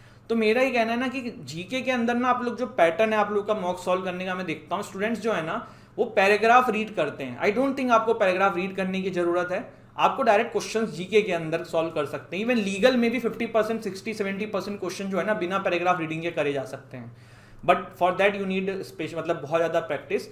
GK करंट अफेयर्स में तो उसकी भी जरूरत नहीं है। अगर आपको टॉपिक पता है तो आप बिना पैराग्राफ पढ़ रहे कर लोगे, अगर आपको टॉपिक वो नहीं आता है तो आप पूरा पैराग्राफ 10 बार पढ़ लो, आप एक क्वेश्चन नहीं कर पाओगे। करंट अफेयर है बड़ी बेवफा, रात में पढ़ो सवेरे सफा। तो टॉपिक नहीं पता होगा तो भैया कुछ नहीं होगा। ठीक है, क्लियर हुई बात? चलिए वीडियो को लाइक करते चलना, शेयर कर देना अपने मित्रों के साथ जिससे उनका भी कुछ भला हो जाए। वैसे तो कंपटीशन में एक दूसरे का भला नहीं करते हैं लोग, पर कर दो, है ना, तो ये कुछ हमारा ही भला हो जाएगा। चलिए फिर देखिए अगला आर्टिकल है national commission for protection of child rights. अब ये जो आर्टिकल है, एक सेकेंड यार ये शॉर्ट हो गया, हाँ, national commission for protection of child rights, ये जो आर्टिकल है क्या बात करता है देखते हैं। अब ये न्यूज़ में क्यों था? क्योंकि वेस्ट बंगाल के चीफ सेक्रेटरी को, जो आपकी NCPCR है, national commission for protection of child rights, इन्होंने कहा था कि अपने जितने भी चाइल्ड केयर इंस्टीट्यूशन है उसको जुवेनाइल जस्टिस एक्ट 2015 के अंदर रजिस्टर कराओ। ठीक है, अब पहले थोड़ा सा हम जानेंगे इसके अंदर NCPCR के बारे में, फिर थोड़ा सा हम जानेंगे जुवेनाइल जस्टिस एक्ट 2015 के बारे में। ठीक है, तो NCPCR जो है एक स्टैट्यूटरी बॉडी है। स्टैट्यूटरी बॉडी का मतलब क्या होता है? देखो दो टाइप की बॉडी होती है, एक होती है स्टैट्यूटरी बॉडी, एक होती है non statutory body. Statutory body का बेसिकली मतलब ऐसा है कि ऐसी ऑर्गेनाइजेशंस जो किसी स्टैट्यूट से बनी है, जैसे कि लोकपाल है तो वो किससे बना है? लोकपाल एक्ट से बना है ना, तो उसको बैक करने के लिए एक एक्ट है। तो ये ऐसी बॉडीज क्या होती हैं? स्टैट्यूटरी बॉडी होती हैं। नॉन स्टैट्यूटरी बॉडी मतलब ऐसी कोई बॉडी जिसको गवर्न करने के लिए, बैक करने के लिए कोई एक्ट नहीं है, ये प्री टर्म्स कंडीशंस पे चली आ रही है। ठीक है, तो नॉन स्टैट्यूटरी बॉडी का कोई मुझे आप एग्जांपल देंगे? लेट्स सी आप में से कितने बच्चे जो हैं इसका जवाब देते हैं। अब इसका जो कंट्रोल है वो ministry of women and child development के अंदर है, आपका NCPCR का। चाइल्ड कौन होता है एक्चुअली? 0 से 18 एज ग्रुप के बच्चे जो हैं, लोग जो हैं वो चाइल्ड कहलाते हैं। इसमें फिर एक वो भी होता है कि 16 कर दो, 14 कर दो, काफ़ी बवाल होता रहता है समय समय पे। ठीक है, क्या मैंडेट था? तो ठीक है, ये आपके लिए इतना इंपॉर्टेंट नहीं है, इसको हटा दो। अब आगे बढ़ें उससे पहले आप लोगों को बताना चाहता हूँ, जो लोग क्लैट 2022 की तैयारी कर रहे हैं उनके लिए हमारा क्रैश कोर्स चल रहा है क्लैट 2022 का। आप चाहें तो इसमें इनरोल कर सकते हैं, मात्र 11,999 का है। We are most affordable law entrance prep institute in India. और मेरा हमेशा से ये था कि जो ये एक्सेसिव फीस अलग अलग कोचिंग इंस्टीट्यूट लेते हैं उसके अगेंस्ट में खड़ा होना है और आप लोगों तक एक अफोर्डेबल प्राइजेस में कोर्सेज पहुंचाने हैं। तो आपका पूरा कोर्स जो है क्लैट का वो आपको 11,999 रुपये में कवर हो जाएगा। जो लोग सिर्फ करंट अफेयर की क्लासेज हमारी इनरोल करना चाहते हैं वो 4,999 में इसमें इनरोल कर सकते हैं। 2023 के स्टूडेंट्स के लिए भी हमारा बैच चल रहा है। 2023 का ये ईयर लॉन्ग बैच है, आप इसमें चाहें तो इनरोल कर सकते हैं। एंड मॉक टेस्ट तो आप सभी लोग ढूंढते ही हैं आपके एग्जाम के लिए, तो 2022 की जो तैयारी कर रहे हैं they can also enrol in our mocks. करना क्या है, डिस्क्रिप्शन में हमारे ऐप का लिंक है, ऐप को डाउनलोड करना है, स्टोर सेक्शन में जाना है और जो भी कोर्स आपको परचेस करना है कर सकते हैं। अगर और भी डाउट है तो डिस्क्रिप्शन में हमारा कॉन्टैक्ट नंबर भी है, वहाँ पे कॉन्टैक्ट करके आप डाउट अपने क्लियर कर सकते हैं। एंड मॉक टेस्ट तो बहुत मस्त है, आप चाहे हमारा लो चाहे कहीं का भी लो, अपने एग्जाम से पहले मॉक टेस्ट जरूर दे के जाना, वरना बड़ी दिक्कत हो जाएगी। ठीक है, अभी हम NCPCR के बारे में ही देख रहे थे। तो जो कमीशन है इसमें एक चेयरपर्सन होते हैं, 6 मेंबर्स होते हैं, जिसमें 2 कम से कम महिलाएं होनी चाहिए। महिलाओं से याद आया, कल इंटरनेशनल वुमेंस डे है, तो जितनी भी वुमेंस हैं सभी को इंटरनेशनल वुमेंस डे मुबारक। इसके बाद देखिए, all of them are appointed by the central government for 3 years, 3 year का टेन्योर होता है। और जो कमीशन में चेयरमैन होते हैं वो 65 साल तक सर्व कर सकते हैं। एंड 60 ईयर्स फॉर मेंबर्स होता है मैक्सिमम एज। ठीक है, इसके अलावा क्या कर सकती है NCPCR, तो ये इतना इंपॉर्टेंट नहीं है, ये आपसे एग्जाम में नहीं पूछेंगे। चाइल्ड वेलफेयर कमेटी के बारे में भी इसमें लिखा हुआ है, ऐसा जितना कोई खास आपके लिए इंपॉर्टेंट नहीं है। ठीक है, तो इतना में किसी को कोई डाउट है तो बताइए। ठीक है,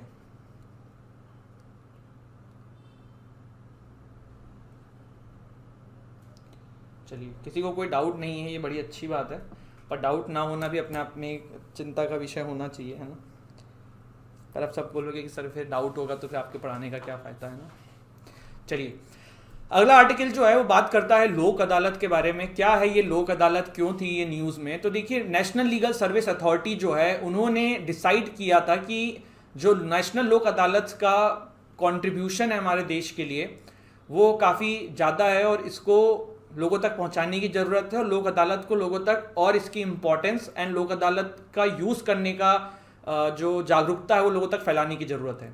लोक अदालत होती क्या है बेसिकली? देखो, ये अल्टरनेटिव डिस्प्यूट मैकेनिज्म है।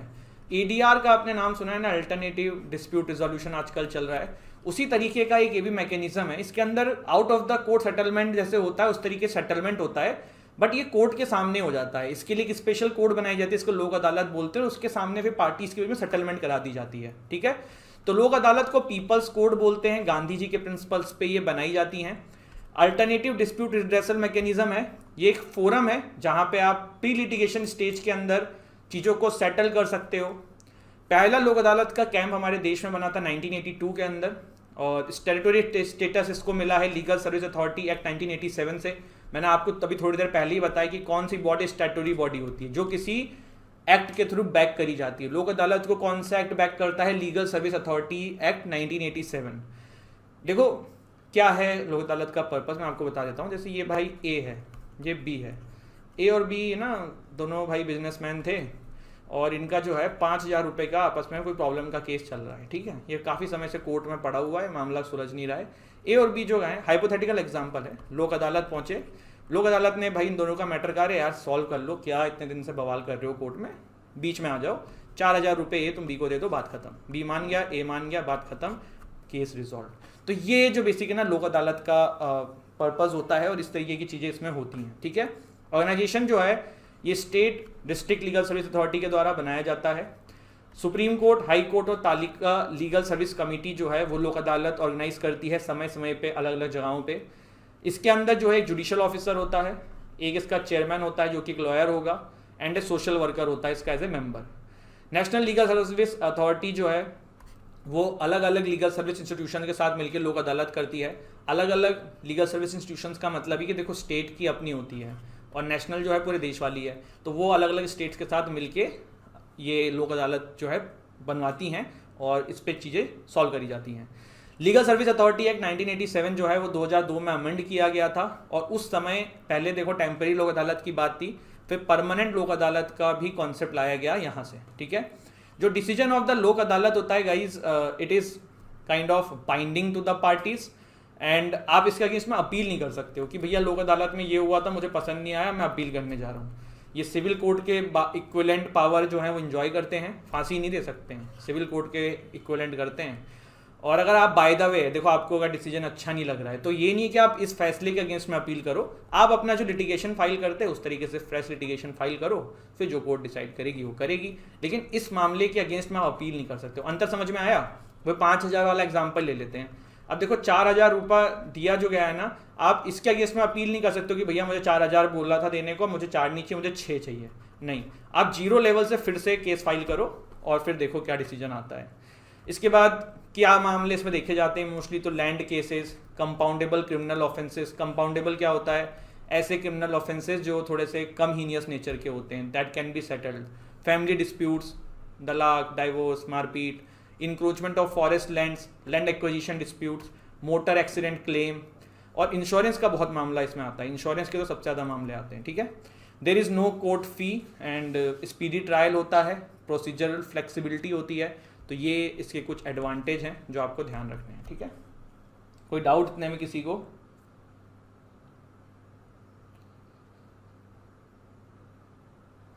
ठीक है, वेरी गुड।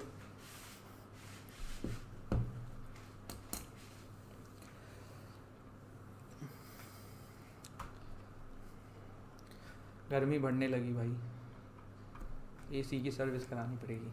चलिए आगे बढ़ते हैं। इंटर स्टेट वाटर डिस्प्यूट क्या है?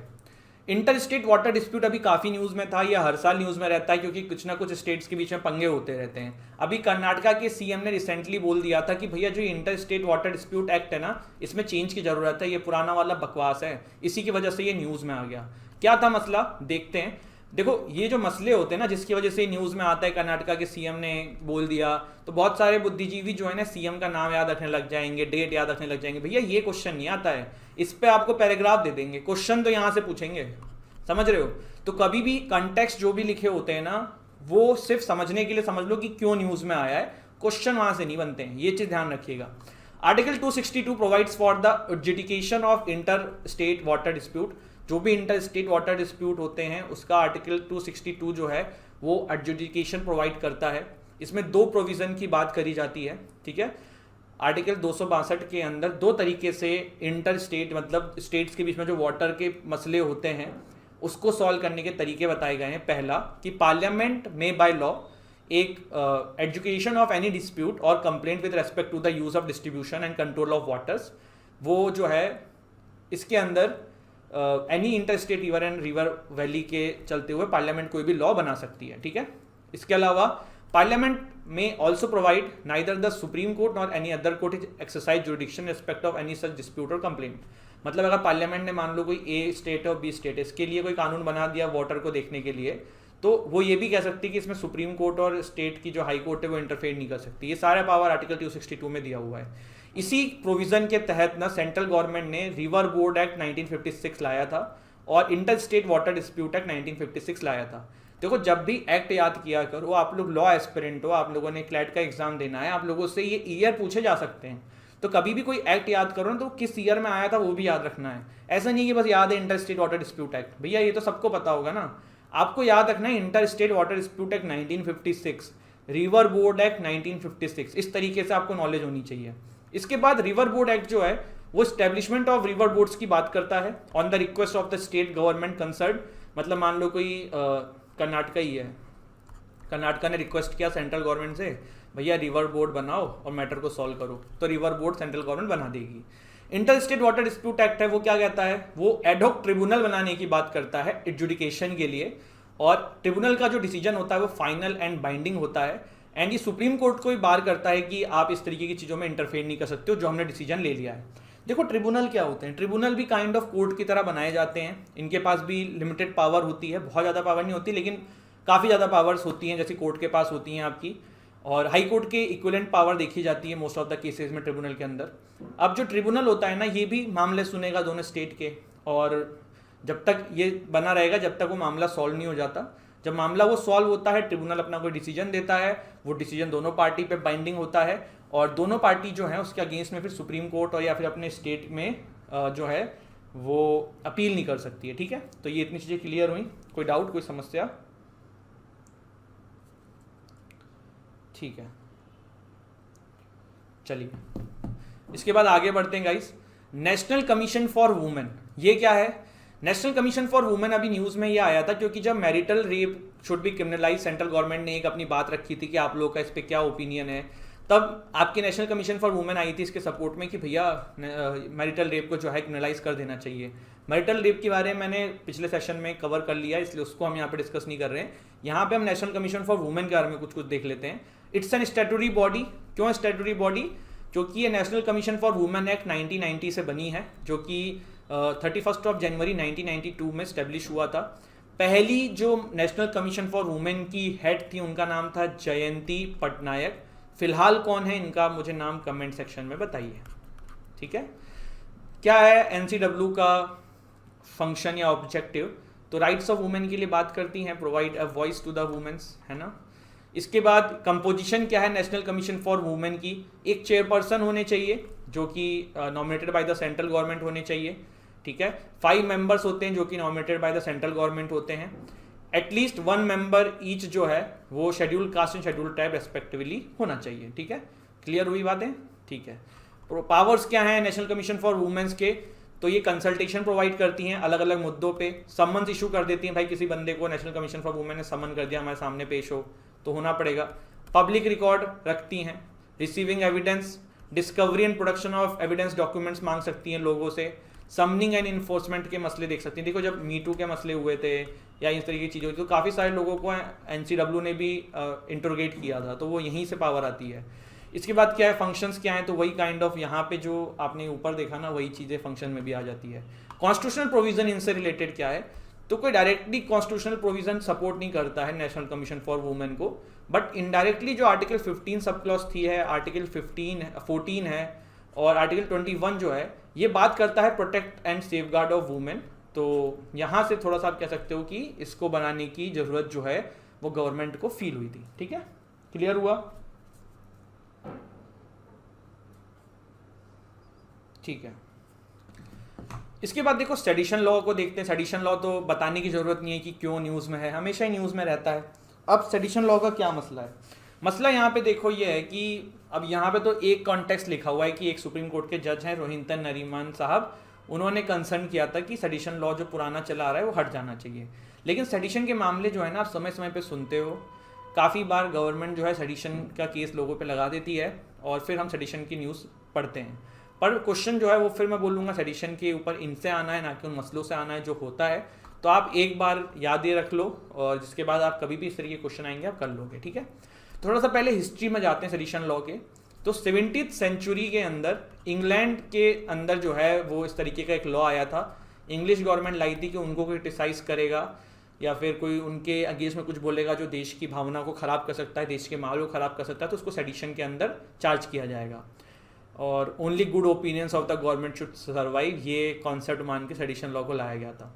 1837 में जो ओरिजिनली इसको बनाया गया था थॉमस मैकलॉय के द्वारा। थॉमस मैकलॉय का नाम आपने कहीं और भी सुना होगा, और प्रेजेंट डे कानून जो हम यूज़ करते हैं उसमें इनका बहुत बड़ा रोल है। नाम बताइए। चलिए यहीं पे लिखा हुआ है, आईपीसी भी इन्होंने ही इनेक्ट करी थी 1860 के अंदर। ठीक है, सेक्शन 124A 1870 में इंसर्ट किया गया था सर जेम्स स्टीफन के द्वारा, जिसमें इसको क्रिमिनलाइज किया गया था इस तरीके की चीज़ों को। और sedition law today is also a crime under section 124A of IPC. और इसमें देखिए थोड़ा सा इतिहास अगर आप देखें तो पहला पर्सन जो सेडिशन लॉ के अंदर इंडियन चार्ज हुआ था वो था जोगिंदर चंद्र बोस साहब 1891 में। उसके बाद 1922 में बाल गंगाधर तिलक साहब एंड महात्मा गांधी जी को भी इसके अंदर ब्रिटिशर्स ने चार्ज किया था। ठीक है, तो ये सेडिशन लॉ की कुछ कहानी है। इसमें सज़ा क्या है? तो 3 साल तक की सज़ा है, प्लस एक नॉन बेलेबल ऑफेंस है। आप गवर्नमेंट जॉब नहीं प्राप्त कर सकते हो अगर आपके ऊपर सेडिशन लॉ के अंदर चार्जेस लगा के आपको जेल में डाल दिया है, प्रूफ हो गई, और आपको पासपोर्ट के बिना ज़िंदगी भर रहना होगा, मतलब आप इंडिया पे कभी छोड़ नहीं पाओगे। ठीक है, प्रेजेंट डे में मुझे एक नाम बताओ जिनके ऊपर सेडिशन का केस चल रहा है, जल्दी बताओ। काफ़ी फेमस बंदे हैं वो, JNU के हैं, आप तो बता ही दोगे। सुप्रीम कोर्ट के इस पे कुछ वर्डिक्ट्स आए हुए हैं पास्ट में। क्या है, एक तो केस था Kedarnath Singh versus state of Bihar case 1962। तो इसमें सुप्रीम कोर्ट ने कहा था कि कुछ ऐसी बातें जो सरकार के अगेंस्ट में हो लेकिन पब्लिक डिसऑर्डर नहीं कर रही हैं, वायलेंस नहीं कर रही हैं, तो यार आप उसको फिर सेडिशन में नहीं लाओगे, ठीक है। Balwant Singh versus state of Punjab में कहा गया था कि खालिस्तान जिंदाबाद के नारे लगाना ही does not amount to sedition. देखो क्या है ना, ये सेडिशन लॉ पे क्यों इतना क्रिटिसिज्म होता रहता है या चर्चा में रहती है। समय समय पे ना सेडिशन लॉ को सरकारें जो हैं वो बहुत सारी सरकारें हैं, कोई एक गवर्नमेंट की बात नहीं है, ये आज से नहीं है, 1947 से चला आ रहा है। सरकारें जो है ना इसको अपने हिसाब से यूज़ कर लेती हैं। अब देखो कोई एज सच फिक्स डेफिनेशन तो है नहीं कि व्हाट इज सेडिशन, तो फिर क्या होता है ना कि उस लूप होल के अंदर किसी पे भी लग जाता है सेडिशन का लॉ। और जब हमारा कॉन्स्टिट्यूंट असेंबली में बात चल रही थी ना सेडिशन लॉ को आगे बढ़ाने के लिए, तो मैंने कहीं पढ़ा है, ये एक्चुअली मुझे बुक का नाम याद नहीं आ रहा, कि सेडिशन लॉ को इम्प्लीमेंट करने के लिए ना काफ़ी ज़्यादा बवाल हुआ था हमारी कॉन्स्टिट्यूंट असेंबली में, जब हमारे कॉन्स्टिट्यूशन मेकर इसको लाने की सोच रहे थे। क्योंकि एक जो इस पर बहुत सिंपल बात थी ना कि सेडिशन लॉ की ज़रूरत थी ब्रिटिशर्स को अगेंस्ट द इंडियंस, जब हमारा देश किसी के अंडर में था। जब हम आज़ाद हो गए हैं तब भी हमें इस तरीके की लॉ की क्यों ज़रूरत है, जब सभी को आज़ादी है बोलने की। ब्रिटिशर्स तो चलो ठीक है बाहर के थे, उन्होंने लगा दिया आपको चुप रखने के लिए, पर अब देश आज़ाद हो चुका है तब भी ऐसी क्यों ज़रूरत है। इस पर लोगों के अपने अपने ओपिनियंस आते हैं, कोई कहता है ज़रूरी है, कोई कहता है नहीं ज़रूरी है। लेट्स सी क्या होता है इसमें आके, है ना। फिर देखो क्या है, एंटी डिफेक्शन लॉ इज हमारा लास्ट टॉपिक आज का जिसको हम देखेंगे। एंटी डिफेक्शन लॉ अभी न्यूज़ में था क्योंकि बहुजन समाज पार्टी की चीफ जो है मायावती जी, उन्होंने कहा कि there should be more stringent punishment for anti defection law. और क्योंकि पॉलिटिशियंस जो है ना इसको बहुत ज़्यादा मिसयूज़ करते हैं। देखो एंटी डिफेक्शन लॉ के लिए ना एक कहावत थी, आया राम गया राम। ये कहानी है, थोड़ा सा समझ लो, वैसे तो एग्ज़ाम में नहीं आनी है पर जान लो। आई थिंक 70s 80s की बात है, मुझे एग्जैक्ट ईयर अभी याद नहीं आ रहा है। हरियाणा के ये पॉलिटिशियन थे, तो इन्होंने क्या किया ना, 5 दिन के अंदर 10 पॉलिटिकल पार्टी बदली। पहले इस पार्टी में, फिर अगले दिन उस पार्टी में, फिर अगले दिन पता पड़ता है उस पार्टी से वापस इस पार्टी में, फिर पता पड़ता है इस पार्टी से उस पार्टी। मतलब इन्होंने 5 दिन के अंदर निकाला। थोड़ा सा आप गूगल पर डालना आया राम गया राम तो आप पढ़ोगे। तो इनके ऊपर ये पूरी एंटी डिफेक्शन लॉ की कहानी जो है ना याद करने का तरीका होता है। तो ये 1985 में आया था, मतलब इसी के आसपास 80s के आसपास की बात है ये। Through 52nd constitutional amendment act और 10th schedule of the constitution में इसको डाला गया था। It was framed in 1985 with the intent of combating the evil politician defection. मतलब देखो होता क्या था ना, इलेक्शन लड़ लिया आपने भैया, के पार्टी से इलेक्शन लड़ा, जाके आप सी पार्टी में मिल गए, तो ऐसे थोड़ा चलेगा। फिर तो उस पॉलिटिकल पार्टी का क्या मतलब जिसने आपको इतना ट्रस्ट किया, इतना पैसा लगाया, और जब आपको वोटिंग में ज़रूरत है तो आप बिक गए। होता क्या था ना, पैसे उसे खरीद लिए जाते थे। तो फिर क्या है, अब डिस्क्वालिफिकेशन जो है ना एंटी डिफेक्शन लॉ के अंदर प्रोवाइड किया जाता है कि अगर कुछ इस चीज़ों पे लोगों ने इस तरीके की चीज़ें करी पॉलिटिशियंस ने, तो दे विल बी डिस्क्वालीफाइड। अब क्या क्या तरीके हैं डिस्क्वालिफिकेशन के, तो voluntary give up his membership, पहला पॉलिटिकल पार्टी में अगर वो वॉलेंट्री गिव अप कर देता है अपनी मेंबरशिप तो डिस्क्वालीफाइड हो जाता है। कोई ऐसी बात जब पॉलिटिकल पार्टी कहती है कि भैया तुम वोट देने आओ हमारे फेवर में, और वो बंदा गायब हो जाता है। क्यों गायब हो सकता है, चलो ठीक है कोई जेन्युइन रीज़न होगा तो पॉलिटिकल पार्टी से परमिशन ले लेगा, बट अगर कोई जेन्युइन रीज़न नहीं है, उससे पैसे ही गायब हो रहे हैं, मतलब फिर तो आप अपनी ही जिस थाली में खा रहे हो उसमें छेद कर रहे हो, तो फिर आपको यहाँ पे डिस्क्वालीफाई कर दिया जाएगा। इसके अलावा 15 दिन पहले अगर आप परमिशन ले लेते हो गायब होने की पॉलिटिकल पार्टी से तो फिर आप बच जाओगे, ठीक है। इंडिपेंडेंटली इलेक्टेड जो होता है ना, निर्दलीय इलेक्टेड मेंबर जो होते हैं, वो कोई पॉलिटिकल पार्टी ज्वाइन कर लें तो भी प्रॉब्लम है। कोई भी नॉमिनेटेड मेंबर जो है वो एनी पॉलिटिकल पार्टी ज्वाइन कर ले after the expiry of 6 month तो भी दिक्कत है, ठीक है। अब देखो एक्सेप्शंस भी हैं कुछ इसके। एक्सेप्शंस क्या है ना, एक बड़ा अच्छा एक्सेप्शन है जो काफ़ी न्यूज़ में रहता है, और ये रिसेंटली किया भी गया है हमारी सरकारों के द्वारा।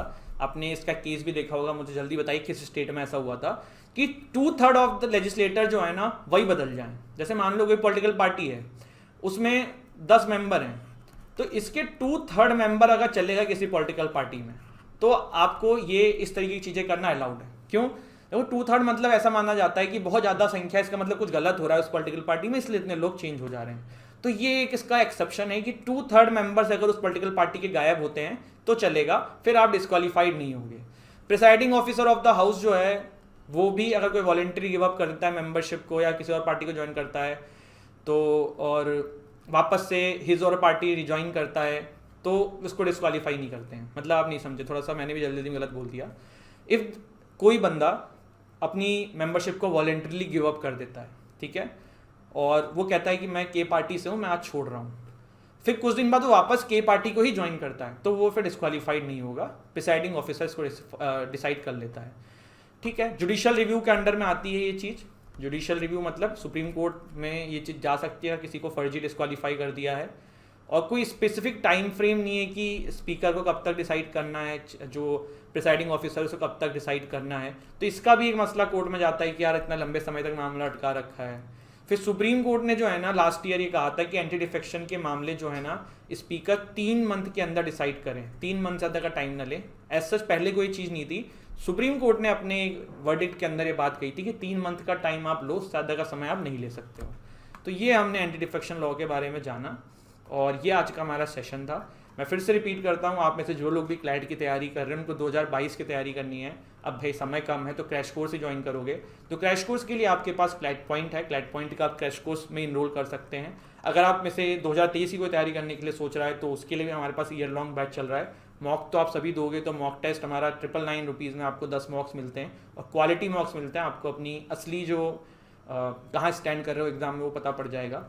एंड आप करंट अफेयर जीके बूस्टर का भी हमारा कोर्स ले सकते हो। तो दिस इज इट। करना क्या है, डिस्क्रिप्शन में जाना है, ऐप डाउनलोड करनी है, and from there you can purchase our course. ठीक है, टेलीग्राम चैनल से जुड़ जाना for PDF of this session. And अब कोई डाउट है आप लोगों को तो बता दो, मैं ले लेता हूँ। तो सात्विक ने दोनों नाम बिल्कुल सही बोले हैं, वेरी गुड बेटा।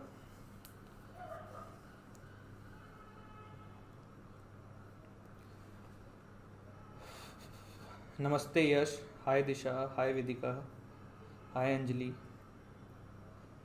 ठीक है, लास्ट 1 मिनट, जल्दी से आपके कोई डाउट हो तो लिखिए, otherwise we are going to end this session, it's quite hot here.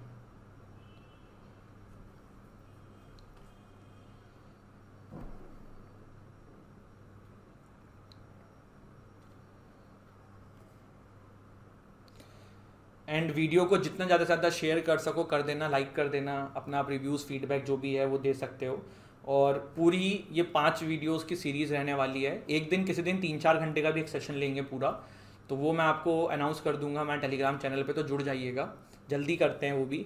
तो उसमें भी पूरा आपका काफ़ी सारे महीने एक साथ कवर हो जाएंगे। और मैंने डिफरेंट प्लेलिस्ट बना दी है, करंट अफेयर रिवीजन सीरीज़ 2022, तो वहाँ से आप इसको देख सकते हैं। ये सिर्फ क्लैट एंड एनालिसिस वालों के लिए स्पेसिफिकली वीडियोज़ हैं, और ड्यू एलएलबी के लिए हमारा डिफरेंट एक रिवीजन वीडियोस आएगा, तो वो लोग वहाँ से देख सकते हैं। ठीक है, ठीक है। तो I think everyone is okay. And या अगर आप में से किसी को कोई मेरे से बात करनी है, डाउट पूछना है, तो आप मुझे इंस्टाग्राम पे फॉलो कर सकते हैं, manvin28 इज़ माई ID। तो from here you can ask me any doubt if you have. ठीक है, तो thank you so much guys.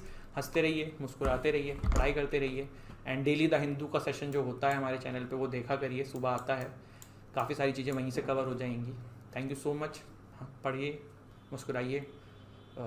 देखते हैं यूएपीए की फुल फॉर्म क्या है, तो है अनलॉफुल एक्टिविटीज़ प्रिवेंशन एक्ट।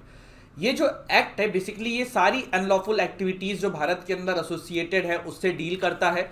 2004 से पहले ये अनलॉफुल एक्टिविटीज़ के अंदर सिर्फ और सिर्फ session and season of territory आता था, मतलब withdrawal and surrender of the territory. But 2004 में अमेंडमेंट आया, जिसके बाद इसमें टेररिस्ट एक्ट को भी इंक्लूड किया गया कि कोई भी ऐसी चीज़ जो टेररिस्ट एक्ट को भारत में करती है या उस तरफ मोटिवेट करती है, तो उसको भी यूएपीए के अंदर डाला जा सकता है, उन ऑफेंसेस को भी यूएपीए के अंदर डाला जा सकता है। यूएपीए के अंदर कोई भी ऑफेंस को डालने का पुलिस या फिर जो आप कह सकते हो कि जो सिक्योरिटी एजेंसीज होती हैं, एनआईए जो इसकी जांच करती है, उनको फायदा क्या होता है, तो आपको 180 दिन तक बिना चार्जशीट फाइल किए हुए उस बंदे को अपने पास रखने का अपॉर्चुनिटी मिलती है। आप उसको डिटेन कर सकते हो, आप उससे पूछताछ कर सकते हो, और विदाउट चार्जशीट फाइल किए आप इसको एक्सटेंड भी करा सकते हो with the permission of court. ये नॉर्मल सर्कमस्टेंसेस में पॉसिबल नहीं है। दूसरी चीज, ये यूनियन गवर्नमेंट को ये पावर देता है कि यूनियन गवर्नमेंट को कोई भी ऐसी चीज लगे जो लगे कि अनलॉफुल है भारत के हिसाब से, तो वो ऑफिशियल गैजेट के थ्रू डिक्लेयर कर सकती है कि भाई ये चीज भी अनलॉफुल एक्टिविटीज के अंदर आएगा। यूएपीए के अंदर जो हाईएस्ट पनिशमेंट है वो है डेथ पेनल्टी या लाइफ इंप्रिजमेंट। तो यहाँ पे दोनों ही चीज दी जा सकती है इस एक्ट की। देखिए 2019 में कुछ अमेंडमेंट आए थे इसके अंदर, वो क्या आए थे, उसमें मेजर अमेंडमेंट जो था ना, मैं आपके साथ वो डिस्कस करूंगा। पहले यूएपीए के अंदर ना गाइस सिर्फ एक ऑर्गेनाइजेशन को इंक्लूड किया जा सकता था कि भैया ये फला ऑर्गेनाइजेशन है और ये जो है ये अनलॉफुल एक्टिविटीज कर रही है, टेररिज्म को प्रमोट कर रही है, और इस फला ऑर्गेनाइजेशन को इसके अंदर डाल के बैन कर दिया जाए या कुछ इस तरीके की चीजें उसके अगेंस्ट में ऑर्डर इशू कर दिए जाएं। फिर होता क्या था, इसको आप ऐसे देख लीजिए कि मान लीजिए कोई एक्स नाम की ऑर्गेनाइजेशन थी जिसमें कोई ए नाम का बंदा था। एक्स नाम की ऑर्गेनाइजेशन को बैन कर दिया गया, बट ये जो ए नाम का बंदा है ये बाहर निकल के इसने वाई नाम की ऑर्गेनाइजेशन बना ली। अब भैया बंदा तो वही है ना, लेकिन ऑर्गेनाइजेशन दूसरे नाम से रन करने लगी। तो ये समस्या आ रही थी, जिसके चलते हुए 2019 के अमेंडमेंट में ये कहा गया कि भैया ऑर्गेनाइजेशन के अलावा इंडिविजुअल को भी एज ए टेररिस्ट डेजिग्नेट किया जा सकता है इस एक्ट के थ्रू।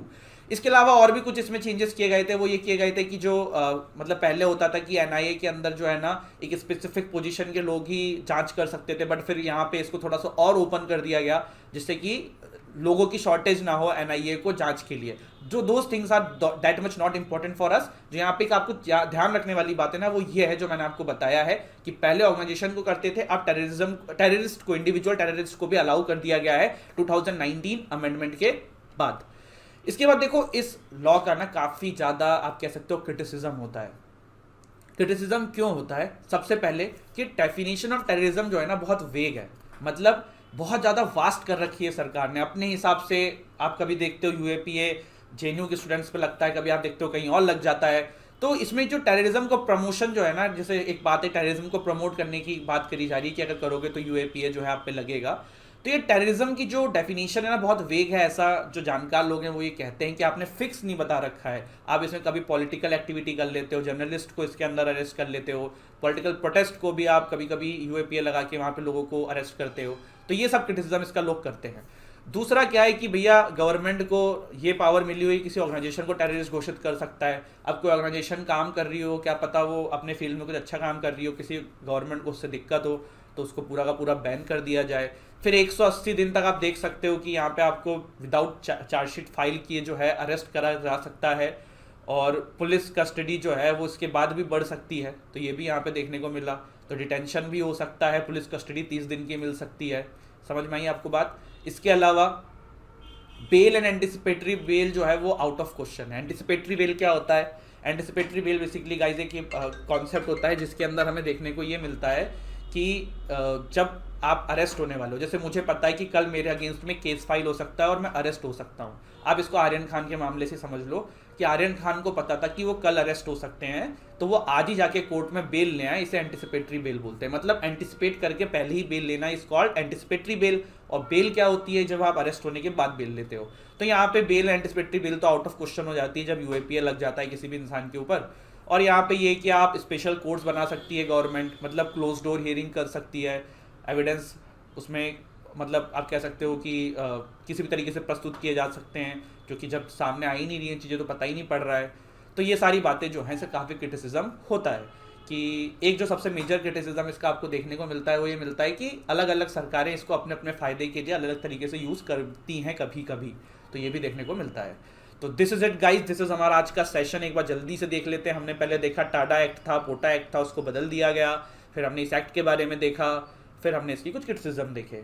और फिर से मैं बोलूँगा अगर आप हमारे कोर्सेज में इनरोल करना चाहें तो डिस्क्रिप्शन से हमारी ऐप डाउनलोड करिए, जाके कोर्सेज को परचेस करिए और हमारे टेलीग्राम चैनल से जुड़ जाइए सेशन की पीडीएफ के लिए। Thank you so much. जय हिंद, जय भारत। पहला टॉपिक है हमारा नगोर्नो काराबा रीजन, और जो एक सेंटर ऑफ कॉन्फ्लिक्ट है, या कह लीजिए अजरबैजान और आर्मेनिया के बीच में जो एक 44 दिन का युद्ध हुआ है, इसके बारे में हम कुछ डिस्कस करेंगे। ये आपका इंटरनेशनल अफेयर्स का, अगर हम भारत की बात ना करें तो इंटरनेशनल अफेयर्स का इस साल की सबसे बड़ी घटना है। ये वन ऑफ द बिगेस्ट घटना है डोनाल्ड ट्रंप के इलेक्शन हारने के बाद। चलिए, अब बात ये भी आती है कि सर हम क्यों पढ़ें, इस रीजन की बात है। देखिए, बात इस रीजन की जरूर है, पर यहाँ पे क्या है, जियोपॉलिटिक्स बहुत इन्वॉल्व है, जो आगे जाके आपकी इंटरनेशनल अफेयर्स को इम्पैक्ट डालती है, आगे जाके आपके इंटरनेशनल अफेयर्स को इम्पैक्ट डालती है। और अल्टीमेटली ये जियोपॉलिटिक्स जिस तरीके से खेली जाती है वो हर कंट्री पे इम्पैक्ट डालती है। बड़ी बात यह है कि इस तरीके का वॉर काफी समय बाद लड़ा गया है। छोटा सा वॉर था, पर हाँ लड़ा गया, वर्ल्ड वॉर वन की स्टाइल में। ट्रेंचेस खींची, टैंक्स हुए, और नई टेक्नोलॉजी का भी प्रयोग हुआ। तो ये आपका जो ये वॉर लड़ा गया है, ये एक अच्छा एग्जांपल देता है कि अभी के जो वॉर हैं छोटे स्केल पे कैसे होते हैं। और कैसे बड़ी बड़ी पावर जैसे रशिया, टर्की कैसे इन्वॉल्व हैं, हम ये भी समझेंगे। चलिए शुरू करते हैं। तो एक अगर टाइमलाइन सर्च करें, ये आपकी पहली जुलाई से कुछ शुरू हुई बात। अच्छा, ये बात अभी आपको समझ में नहीं आएगी, धीरे धीरे हम समझेंगे। जुलाई से बात शुरू हुई आपका, एक कंट्री है अर्मेनिया और दूसरा कंट्री है आपका अजरबैजान। ठीक। अब ये बात होती है कि भाई वो कहते हैं इन्होंने उनको पहले शुरुआत की और वो कहते हैं इस पे इन्होंने इम्पैक्ट डाला। क्या फिर इन्होंने पहले लड़ाई की? ये कहेंगे नहीं, इन्होंने पहली बार बमबारी की। तो यहीं से कहानी शुरू होती है। तो जुलाई में पहली बार हुई, फिर सितंबर में एस्केलेट हुआ, सितंबर में फुल ब्रॉन बात शुरू हो गई और अल्टीमेटली 10 नवंबर को आपका अर्मेनिया ये वॉर हार गया और अर्मेनिया ने सीज फायर डिक्लेयर कर दिया और एक एग्रीमेंट साइन हो गया। अजरबैजान एक विक्टर की तरह निकला इस पूरे प्रोग्राम में, पूरे वॉर में कहना चाहिए, इस प्रोग्राम में। और फाइनली आपका दिसंबर आते आते ये देखा गया कि जो एक सीज फायर और जो एग्रीमेंट साइन हुआ था, वो आप देखेंगे कि वो एग्रीमेंट भी ब्रीच होने लगा। इसका मतलब कि अभी कोई एक वॉर के बाद जो पीस ट्रीटी होती है वो अभी इफेक्टिव नहीं है और ये कॉन्फ्लिक्ट एस्केलेट होता रहेगा। पर जो कॉन्फ्लिक्ट का मेजर हब था, एपी सेंटर था, ये जो नवंबर का महीना, अक्टूबर का महीना, वो हम समझेंगे और जानेंगे। चलते हैं, पहले हम इस पूरे रीजन को देखते हैं, इस पूरे रीजन को अंडरस्टैंड करने की कोशिश करते हैं जल्दी से। हम बात कर रहे हैं कैस्पियन सी के बगल में अजरबैजान एक कंट्री है और उसके पास में एक कंट्री है अर्मेनिया। इन दोनों कंट्रीज की ऊपर एक बड़ा कंट्री है रशिया, एक कंट्री है यहाँ पे ईरान और एक कंट्री जो सबसे बड़ा प्लेयर है इस पूरे खेल में आफ्टर रशिया, रशिया और टर्की। अगर आप देखें टर्की कितना बड़ा रीजन है और उसके बगल में इसके छोटे छोटे नेबर हैं। ठीक, इसलिए हम बाद में पढ़ेंगे कि रशिया और टर्की का पूरे कॉन्फ्लिक्ट में क्या रोल रहा है। ठीक है, चलिए थोड़ा और जूम इन करते हैं, थोड़ा और जूम इन करते हैं और हम अर्मेनिया को भी इंटर कराते हैं। ठीक है, अर्मेनिया को देखते हैं और अजरबैजान को देखते हैं। ये दोनों बहुत इंपॉर्टेंट जो रीजन है यहाँ पे लाई करते हैं। कैस्पियन सागर और ब्लैक सी दोनों ही बहुत रिसोर्स रिच रीजन है। ऑयल के डिपॉजिट्स कह लीजिए, गैस के डिपॉजिट्स कह लीजिए, ये बहुत ज्यादा इस रीजन में पाए जाते हैं। आपने सुना भी होगा तापी पाइपलाइन, है ना? तापी पाइपलाइन क्या है? तुर्कमेनिस्तान। तो तुर्कमेनिस्तान यही एरिया है जहां से वो गैस निकालता है। सिमिलरली अजरबैजान के पास भी उसकी मेजर इकोनॉमी किससे चलती है? ऑयल और गैस से चलती है। तो ये जो रीजन है ये बहुत ज्यादा एक रिसोर्स रिच रीजन है।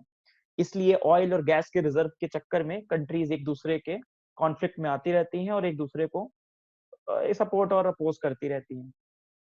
चलिए हम आते हैं और जूम इन करते हैं, और जूम इन करके हम पाते हैं, अब हम इन कंट्रीज पे आ जाते हैं। एक कंट्री है आपकी अजरबैजान और एक कंट्री है आपकी अर्मेनिया। और लड़ाई है आप कह लीजिए जैसे इंडिया और पाकिस्तान की किस चीज पे लड़ाई है? कश्मीर पे। इंडिया और पाकिस्तान की किस चीज पे लड़ाई है? कश्मीर पे। सिमिलरली इन दोनों की लड़ाई है इस छोटे रीजन के जिसको नाम है नगोर्नो कराबाख। अब आप कुछ चीजें देखेंगे कि थोड़ा इंडिया पाकिस्तान से थोड़ा थोड़ा रिलेशन भी है काफी हद तक। ठीक है, काफी सिमिलैरिटीज और पैरेलल आप ड्रॉ कर सकते हैं इस चीज से। सो ये इंटरेस्टिंग एरिया क्यों है? ये इंटरेस्टिंग एरिया इसलिए है क्योंकि ये है, आप टेरिटोरी में देखें अगर, तो ये पूरा किस रीजन में आता है? ये एरिया आता है आपका अजरबैजान के अंदर, है ना? ये अजरबैजान के अंदर आता है, बट इसको रन कौन करता है? आपके एथनिक अर्मेनियंस, मतलब कि अर्मेनिया के ही लोग इसको अभी डी फैक्टो तरीके से गवर्न करते हैं। डी फैक्टो मतलब कि रियलिटी में कह लीजिए, रियलिटी में लॉ किसका चलता है? सरकार किसकी चल रही है? अर्मेनिया की चल रही है। ठीक, वहां अजरबैजान की सरकार नहीं चल रही, बोलना चाहिए थी, ये था होना चाहिए वॉज, क्योंकि अब तो वॉर हो गया और रिजल्ट पलट गया, हम वो समझेंगे। तो ये नगोर्नो कराबाख का जो रीजन है, ये रीजन क्या है? ये रीजन अजरबैजान के अंदर है और इसको कंट्रोल कौन करता था? अर्मेनिया। हिस्ट्री भी हम समझेंगे। अब हम हिस्ट्री से ही शुरुआत करते हैं। आपने यूएसएसआर का नाम सुना होगा, है ना? जो आपके कोल्ड वॉर के समय एक बहुत बड़ी एंटिटी थी, रशिया के साथ साथ बहुत सारी कंट्रीज को मिला के अपना एक इसने यूएसएसआर की स्थापना की। ठीक, उस यूएसएसआर में जो आपका यूएसएसआर की स्थापना कब हुई थी? 1917, एक रशियन रेवोल्यूशन के बाद। तो रशियन रेवोल्यूशन के बाद यूएसएसआर की स्थापना हुई। यूएसएसआर में क्या बना? आपका दो नई कंट्री जो यूएसएसआर के पार्ट थे, आप ये देखें, कंट्री नंबर 9 अर्मेनिया और कंट्री नंबर 10 अजरबैजान। तो ये यूएसएसआर के पूरे कंट्रोल में रहे ये दोनों कंट्री। पर यूएसएसआर ने जो कंट्री नंबर 10 था उसका प्लेस दिया, कंट्री नंबर 10 को बोला कि भाई ये कंट्री नंबर 10 है और ये जो एरिया है ये अजरबैजान को मिलना चाहिए भाई। ये यूएसएसआर का मानना था, उन्होंने जिस तरीके से मैप ड्रॉ किया। पर यहाँ रहते कौन लोग थे? यहाँ रहते थे अर्मेनियन लोग, एथनिक अर्मेनियन लोग। इन अर्मेनियन लोगों ने कहा नहीं नहीं नहीं भाई, हम अजरबैजान का पार्ट नहीं बनेंगे, हम why will be the part of Azerbaijan. तो वहीं से कॉन्फ्लिक्ट की शुरुआत थी 1920 से। तो इस कॉन्फ्लिक्ट के ओरिजिन कहाँ है? 1920 से ही इस कॉन्फ्लिक्ट के ओरिजिन है, जब से यूएसएसआर की स्थापना हुई। लेकिन यूएसएसआर में बड़े बड़े आपके बहुत डिक्टेटोरियल और बहुत ही टोटलिटेरियन तरीके के राजा, वो सॉरी रूलर है, स्टालिन वगैरह। उन्होंने कहा नहीं नहीं भाई, आप लोगों की बात नहीं सुनी जाएगी, आपको रहना पड़ेगा अजरबैजान के अंदर। तो ये जो अर्मेनिया के लोग जो रहे यहाँ पे, ये हमेशा क्या करते रहे? प्रोटेस्ट करते रहे। समझिएगा इस चीज को। ये प्रोटेस्ट चलता रहा चलता रहा चलता रहा। ठीक। एक और चीज समझते हैं अर्मेनिया और अजरबैजान के बारे में, थोड़ा उनकी कंट्री की भी दशा समझते हैं। अर्मेनिया जो कंट्री है, इसमें करीब 30 लाख लोग रहते हैं। 30 लाख लोग कितने ही होते हैं आप समझ सकते हैं, इससे ज्यादा लोग तो हमारे दिल्ली में रहते हैं। जहाँ पे 95% लोग क्रिश्चियन हैं, जबकि आपके अजरबैजान क्या है, वहां पे 99% पॉपुलेशन मुस्लिम है और करीब 1 करोड़ लोग रहते हैं। तो आपको लग सकता है कि ये रिलीजियस वॉर रहा होगा, ये रिलीजन की वजह से लड़े होंगे, पर ऐसा नहीं है। दोनों ही कंट्री एक सेक्युलर कंट्री है। सेक्युलर कंट्री कहने का मतलब क्या है? दोनों ही कंट्री में ऐसा नहीं है कि आपको इस्लामी फॉलो करना है अजरबैजान में, या आपको क्रिश्चियनिटी ही फॉलो करनी है अर्मेनिया में, ऐसा नहीं। ठीक। आपकी जो वॉर हुई वो आपके रिलीजियस टेंशन की वजह से नहीं हुई। जो टेंशन ईरान और सऊदी के बीच में है, जो टेंशन एक तरीके से इंडिया और पाकिस्तान के बीच में भी है, वैसी टेंशन नहीं है। यहाँ टेंशन है इस टेरिटरी को लेकर। अच्छा, अगर हम इस टेरिटरी को लेकर बात करें, कितने लोग रहते हैं यहाँ पे? यहाँ पे करीब 1.5 लाख लोग रहते हैं केवल, इतने बड़े से एरिया में। ये काफी माउंटेनियस एरिया है, माउंटेन्स काफी हैं यहाँ पे। बट फिर भी इस एरिया की टेरिटरी को ऑक्यूपाई करना दोनों लोग चाहते हैं। चलिए, तो ये हमने इसके बारे में देख लिया। अब हम बात करते हैं 1920 की, थोड़ा हिस्ट्री समझ लेते हैं। 1920 में हमने देखा कॉन्फ्लिक्ट की शुरुआत हुई, पर बड़े बड़े रूलर होने की वजह से और यूएसएसआर के मजबूत होने की वजह से उस कॉन्फ्लिक्ट का कुछ हो नहीं पाया। फिर आते आते 1988 आया। 1988 में क्या होने लगा? आपका यूएसएसआर वीक होने लगा, आपके यूएसएसआर के टूटने की नौबत आने लगी। तो 1988 से 1994 के बीच में यहाँ पे क्या चलता रहा? फर्स्ट वॉर चलता रहा। वॉर चलता रहा किसके बीच में? अर्मेनिया और अजरबैजान के बीच में। ये दोनों लड़ते रहे कि भाई इस जगह पे किसका कंट्रोल होगा।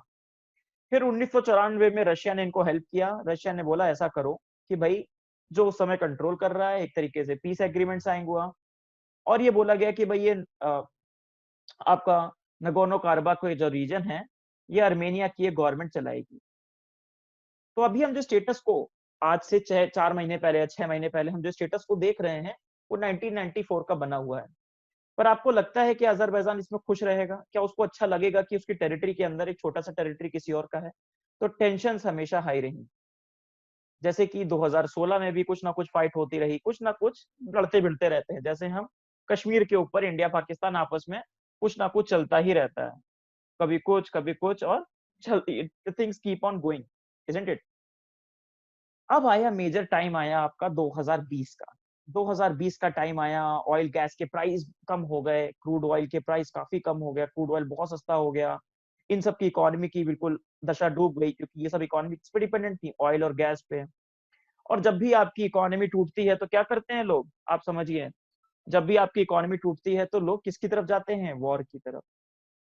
ताकि आपके जो लोग हैं, जो ऑयल और गैस के प्राइस कम होने की वजह से दुखी हैं, बिकॉज आपकी पूरी इकोनॉमी उसी पे डिपेंडेंट है, तो लोगों को अगर आप वॉर का क्या बोलते हैं उसको झुंझुना पकड़ा दें, सो दे विल बी हैप्पी कि हाँ हाँ ठीक है, नहीं आपको पहले अर्मेनियंस को हरा दो, भले ही हम कम कपड़े पहन लेंगे, हम फूड सिक्योरिटी, न्यूट्रिशनल सिक्योरिटी, हमें खाना मिले चाहे ना मिले, बट हमें जीतना है अर्मेनियन से।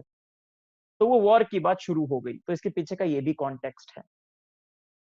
फिर आपका वॉर शुरू हुआ, वॉर की बात शुरू हुई, और फिर आपको हेल्प किया, आपके अजरबैजान को हेल्प मिली सबसे बड़ी टर्की से।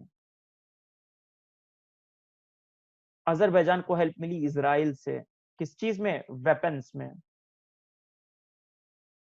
और अल्टीमेटली अजरबैजान ने अर्मेनिया को हरा दिया और अर्मेनिया की जो एक मेजर सिटी थी, शुश्तार सिटी, उसको वो फॉल कर गया और अल्टीमेटली जो यहाँ के लोग थे उन्होंने क्या किया, सरेंडर कर दिया कि भाई कोई बात नहीं, अब हम आपसे लड़ नहीं पाएंगे, अब हमारी अब टेरिटरी ले लीजिए। तो ये हुई आपकी कहानी वॉर की। ठीक, तो अभी क्या स्टोरी हो गई, ये एरिया मेजरली या प्रेडोमिनेंटली किसने ऑक्यूपाई कर लिया, अजरबैजान ने, जो पहले अर्मेनिया की गवर्नमेंट ने ले रखा था। एक अर्मेनिया की सरकार थी, सेल्फ गवर्नमेंट, उसको को दे दिया। हमें बहुत निटी ग्रिटीज में भी नहीं जानना है, लेकिन हाँ थोड़ा बहुत समझना है। चलिए, 1988 में, जैसा मैंने बोला, जल्दी से एक बार डिस्कस कर लेते हैं। ये जो लेजिस्लेचर ऑफ अर्मेनियन इनक्लेव, किसकी बात हो रही है, इस इनक्लेव की, नगोर्नो काराबाख, इसने एक रेफरेंडम किया और बोला कि भाई हम अजरबैजान से अलग हो जाएंगे। क्यों? क्योंकि भाई जैसे हम डिस्कस किया है कि 1988 में यूएसआर वीक होने लगा, तो यहाँ इनक्लेव के लोगों को लगा कि यार हमें फिर से, क्योंकि बड़ी अथॉरिटी जो सबको बांध के रखी थी वो क्या हो गई, कमजोर हो गई, तो हम रेफरेंडम करते हैं और हम अजरबैजान से अलग हो जाते हैं। बट ऐसा हुआ नहीं, फिर वॉर हुआ जो हमने पढ़ा। चूंकि यूएसएसआर ने हमेशा, समझिएगा इस बात को, यूएसएसआर ने हमेशा नगोबो काराबाख को किसका पार्ट माना, अजरबैजान का। तो इंटरनेशनल लॉज के हिसाब से नगोबो काराबाख किसका पार्ट है, अजरबैजान का। तो एज पर the international law Azerbaijan declare these elections as illegal, मतलब अर्मेनिया का इसको कंट्रोल करना इलीगल है। इसलिए अजरबैजान के पास हमेशा एक जस्टिफिकेशन रहा कि हम भाई इस नगोबो काराबाख को हम कभी भी अपने अंदर ऑक्यूपाई कर लेंगे, और कर भी लिया उन्होंने। अब बात करते हैं कुछ कंट्रीज के स्टेक्स की यहाँ पे। अब जैसे रशिया की बात करते हैं, रशिया के दोनों ही कंट्री से अच्छे रिलेशन थे, चाहे वो अजरबैजान हो चाहे अर्मेनिया हो। रशिया का एक मिलिट्री बेस है अर्मेनिया में, और इनके अजरबैजान को ये क्या देते हैं, खूब सारे वेपन्स देते हैं। तो रशिया के दोनों से रिलेशन है, इसलिए रशिया एक बहुत इंपॉर्टेंट स्टेक होल्डर है। कभी भी इनके बीच में पीस बिठानी होती थी, अगर कि पीस करानी हो तो भैया रशिया से बोलो, क्योंकि वो दोनों के बराबर बराबर दोस्त हैं। पर यहाँ पे एक बड़ा प्लेयर निकल के आया इस पूरी कॉन्फ्लिक्ट में, टर्की। जो टर्की पूरी तरीके से क्या निकला, प्रो अजरबैजान। अब टर्की की मानसिकता क्या है, हम टर्की को कभी और भी डिस्कस करेंगे, एर्डोगन की बात करेंगे। बट टर्की की मानसिकता आप देखिए, इतना बड़ा कंट्री और उसके बगल में चिन्नु चिन्नु छोटे छोटे कंट्री है ना, अर्मेनिया और अजरबैजान। तो ये चाहता है कि हमारा कंट्रोल इन कंट्रीज पे रहे, ताकि इस पूरे रीजन में हमारी हेजेमनी बनी रहे, इस रीजन में हमारी ही बात चले। तो टर्की ने पहले बोला कि भैया हम तो अजरबैजान का साथ देंगे, और हमें अगर मिलिट्री सपोर्ट भी देना पड़े तब भी हम इसको तो सपोर्ट देंगे ही देंगे, एट एनी कॉस्ट। इसको सपोर्ट हमें देना ही देना है। और बोला कि हम अपोज करेंगे किसको, अर्मेनिया को, क्योंकि अर्मेनिया के साथ हिस्ट्री का टर्की का हमेशा से एक डिस्प्यूट रहा है, टर्की वर्सेस अर्मेनिया। आप विकिपीडिया पे गूगल कर सकते हैं, एक जीनोसाइड हुआ वर्ल्ड वॉर 1 में, जहां पे ऑटोमन्स ने अर्मेनियंस को खूब मारा, उसको बोलते हैं अर्मेनियन जीनोसाइड। उस जीनोसाइड में क्या हुआ, ऑटोमन्स ने, जो टर्की के पहले क्या था इस जगह पे, ऑटोमन अंपायर था। सुना होगा आपने ऑटोमन अंपायर, जब आपने अगर मॉडर्न हिस्ट्री में आपने खिलाफत आंदोलन सुना होगा, तो जो ऑटोमन अंपायर था, जो वर्ल्ड वॉर 1 के बाद खत्म हो गया, उस ऑटोमन अंपायर ने अर्मेनियंस को खूब मारा। इसलिए अर्मेनिया में हमेशा टर्की के लिए क्या रहती है, नफरत रहती है, और टर्की को भी अर्मेनिया पसंद नहीं है। और टर्की और अजरबैजान, समझिए, ये कहते हैं कि कभी ऐसा जिनोसाइड हुआ ही नहीं। जो आपके ये टर्की और अजरबैजान कहते हैं हमने कभी तो ऐसा जिनोसाइड किया ही नहीं। सो बहुत इंटरेस्टिंग ये बात भी है। तो इसलिए टर्की ने बोला हम तो पूरा सपोर्ट करेंगे आपके अजरबैजान को। और इसलिए ये वॉर किसने जीता, अजरबैजान ने जीता। क्यों? अजरबैजान ने placed its bet on sophisticated weapons while Armenia relied on the old Russian made arms and obsolete strategy। नए नए वेपन मिले अजरबैजान को, टर्की का सपोर्ट मिला, और इसलिए अजरबैजान ने ये फाइट जीती। इस ऑपरेशन को और भी नाम दिया गया क्या, आयरन फिस्ट ऑपरेशन। ठीक है, चलिए अब हम अगर बात करें इस पूरे रीजन में, जैसे हमने समझा इस रीजन बहुत ऑयल और गैस रिच है। अच्छा, टर्की ने साथ और भी क्यों दिया, एक दो बातें और भी हैं। टर्की ने साथ इसलिए भी दिया क्योंकि टर्की में एक मेजर इन्वेस्टमेंट जो होता है वो अजरबैजान की तरफ से आता है। टर्की को अजरबैजान बहुत ज्यादा इन्वेस्टमेंट करता है, एफडीआई कह लीजिए, है ना? पैसा डालना, इन्वेस्ट करना। प्लस अजरबैजान के पास क्या है, बहुत ज्यादा ऑयल और गैस भी है। तो टर्की को हमेशा वही चीज हमको तो भाई ये पसंद है, अजरबैजान, है ना। इसलिए उन्होंने इस कॉन्फ्लिक्ट में भी पूरी तरीके से अजरबैजान का सपोर्ट किया। चलिए, तो इस कॉन्फ्लिक्ट में हमने जो देखा, हमने क्या समझा? इस कॉन्फ्लिक्ट में हमने समझा कि एक कॉन्फ्लिक्ट था एक टेरिटरी के लिए, जिसके रूट्स हैं आपके कोल्ड वॉर के पहले के समय के, यूएसएसआर के समय के, और उसके जो अभी जो रिसेंट वॉर हुआ, वो वॉर भी किस बेसिस पे हुआ? एक कंट्री को रीजनल पावर्स ने सपोर्ट किया, टर्की ने, ऊपर से रशिया ने, इधर से ईरान ने, और उस सपोर्ट की वजह से इसने एक टेरिटरी को ऑक्यूपाई कर लिया। बट इसके पीछे की एक बहुत बड़ी बात है। अच्छा ये देखिए, Erdogan praises Azerbaijan's glorious victory, calls for regime change in Armenia. Erdogan तो कहते हैं, एर्डोगन मतलब टर्की, और एर्डोगन तो ये तक भी कहते हैं कि भाई हमें अर्मेनिया में रिजीम चेंज कर देना चाहिए, अर्मेनिया में जो आपके राष्ट्रपति हैं इनको भी हटाओ और अपना ही बढ़िया बंदा बैठाते हैं। ठीक, हमें एक चीज समझनी है यहाँ पे कि ऐसा और भी क्या इश्यूज हैं अर्मेनिया और अजरबैजान के बीच में, जहां हम इंडिया और पाकिस्तान के थोड़े पैरेलल ड्रॉ कर सकते हैं। वो इशू है एक्सेसिव नेशनलिज्म का। इसका मतलब क्या है? जब भी कोई बच्चा अर्मेनिया में पैदा होता है तो उसको बचपन से क्या सिखाते हैं कि अजरबैजान क्या है, अजरबैजान आपका इनमी कंट्री है। सिमिलरली अगर कोई बच्चा अजरबैजान में पैदा होता है तो क्या है वो, कि भाई आपको इससे हेट करना है, अर्मेनिया से हेट करना है। तो जो बचपन से जो हेट इन्फिल्ट्रेट किया जा रहा है बच्चों में, वो हेट का ही क्या है, ये रीजन है। और ये हेट ही बताते हैं कई एनालिसिस्ट, आप कई आर्टिकल पढ़ेंगे तो आपको लगेगा कि पीस यहाँ पे क्यों नहीं आ सकती। हमने देखा दिसंबर में क्या हुआ, जो आपका पीस एग्रीमेंट था वो वायलेट हो गया। तो पीस क्यों नहीं आ सकती? क्योंकि ये पूरा वॉर क्या है, प्रोपोगेंडा पर बेस्ड है। ये पूरा वॉर क्या है आपका, डिसीट पर बेस्ड है। एक एक इंडोक्ट्राइन किया गया है बच्चों को बचपन से कि अर्मेनिया आपका एनिमी है, वो आपका एनिमी है। ठीक।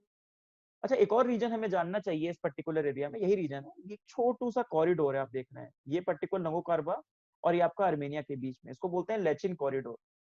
इस लेचिन कॉरिडोर को ये आपके 10 नवंबर के एग्रीमेंट के हिसाब से कौन संभालेगा? रशिया की फोर्सेस संभालेंगी 5 साल के लिए, 5 इयर्स के लिए। तो ये लेचिन कॉरिडोर भी इसलिए आपको पता होना चाहिए। सो अल्टीमेटली हमने पूरी कॉन्फ्लिक्ट से क्या सीखा? पूरी कॉन्फ्लिक्ट से हमने अल्टीमेटली सीखा कि कैसे आपके जो इंटरनेशनल कॉन्फ्लिक्ट है ये एस्केलेट हुआ बिकॉज ऑफ कोरोना, कोविड। उसकी वजह से जो ऑयल प्राइसेस डिक्लाइन हुए, कैसे इंटरनेशनल प्लेयर्स ने एक छोटे से कॉन्फ्लिक्ट को हमें एक छोटा सा वॉर दिखाया 2020 में, और कैसे अभी भी पीस नहीं आएगी। पीस अभी भी नहीं आएगी क्योंकि ये बेस्ड है अल्ट्रा नेशनलिज्म पे। जो सेम हम देख सकते हैं इंडिया और पाकिस्तान के केस में भी, इंडियंस को सिखाया जाता है कि पाकिस्तानी एनिमी है और पाकिस्तानीज को सिखाया जाता है कि इंडियन एनिमी है। तो propaganda, extreme nationalism, ultra nationalism, ये सभी इसके पीछे के कारक हैं।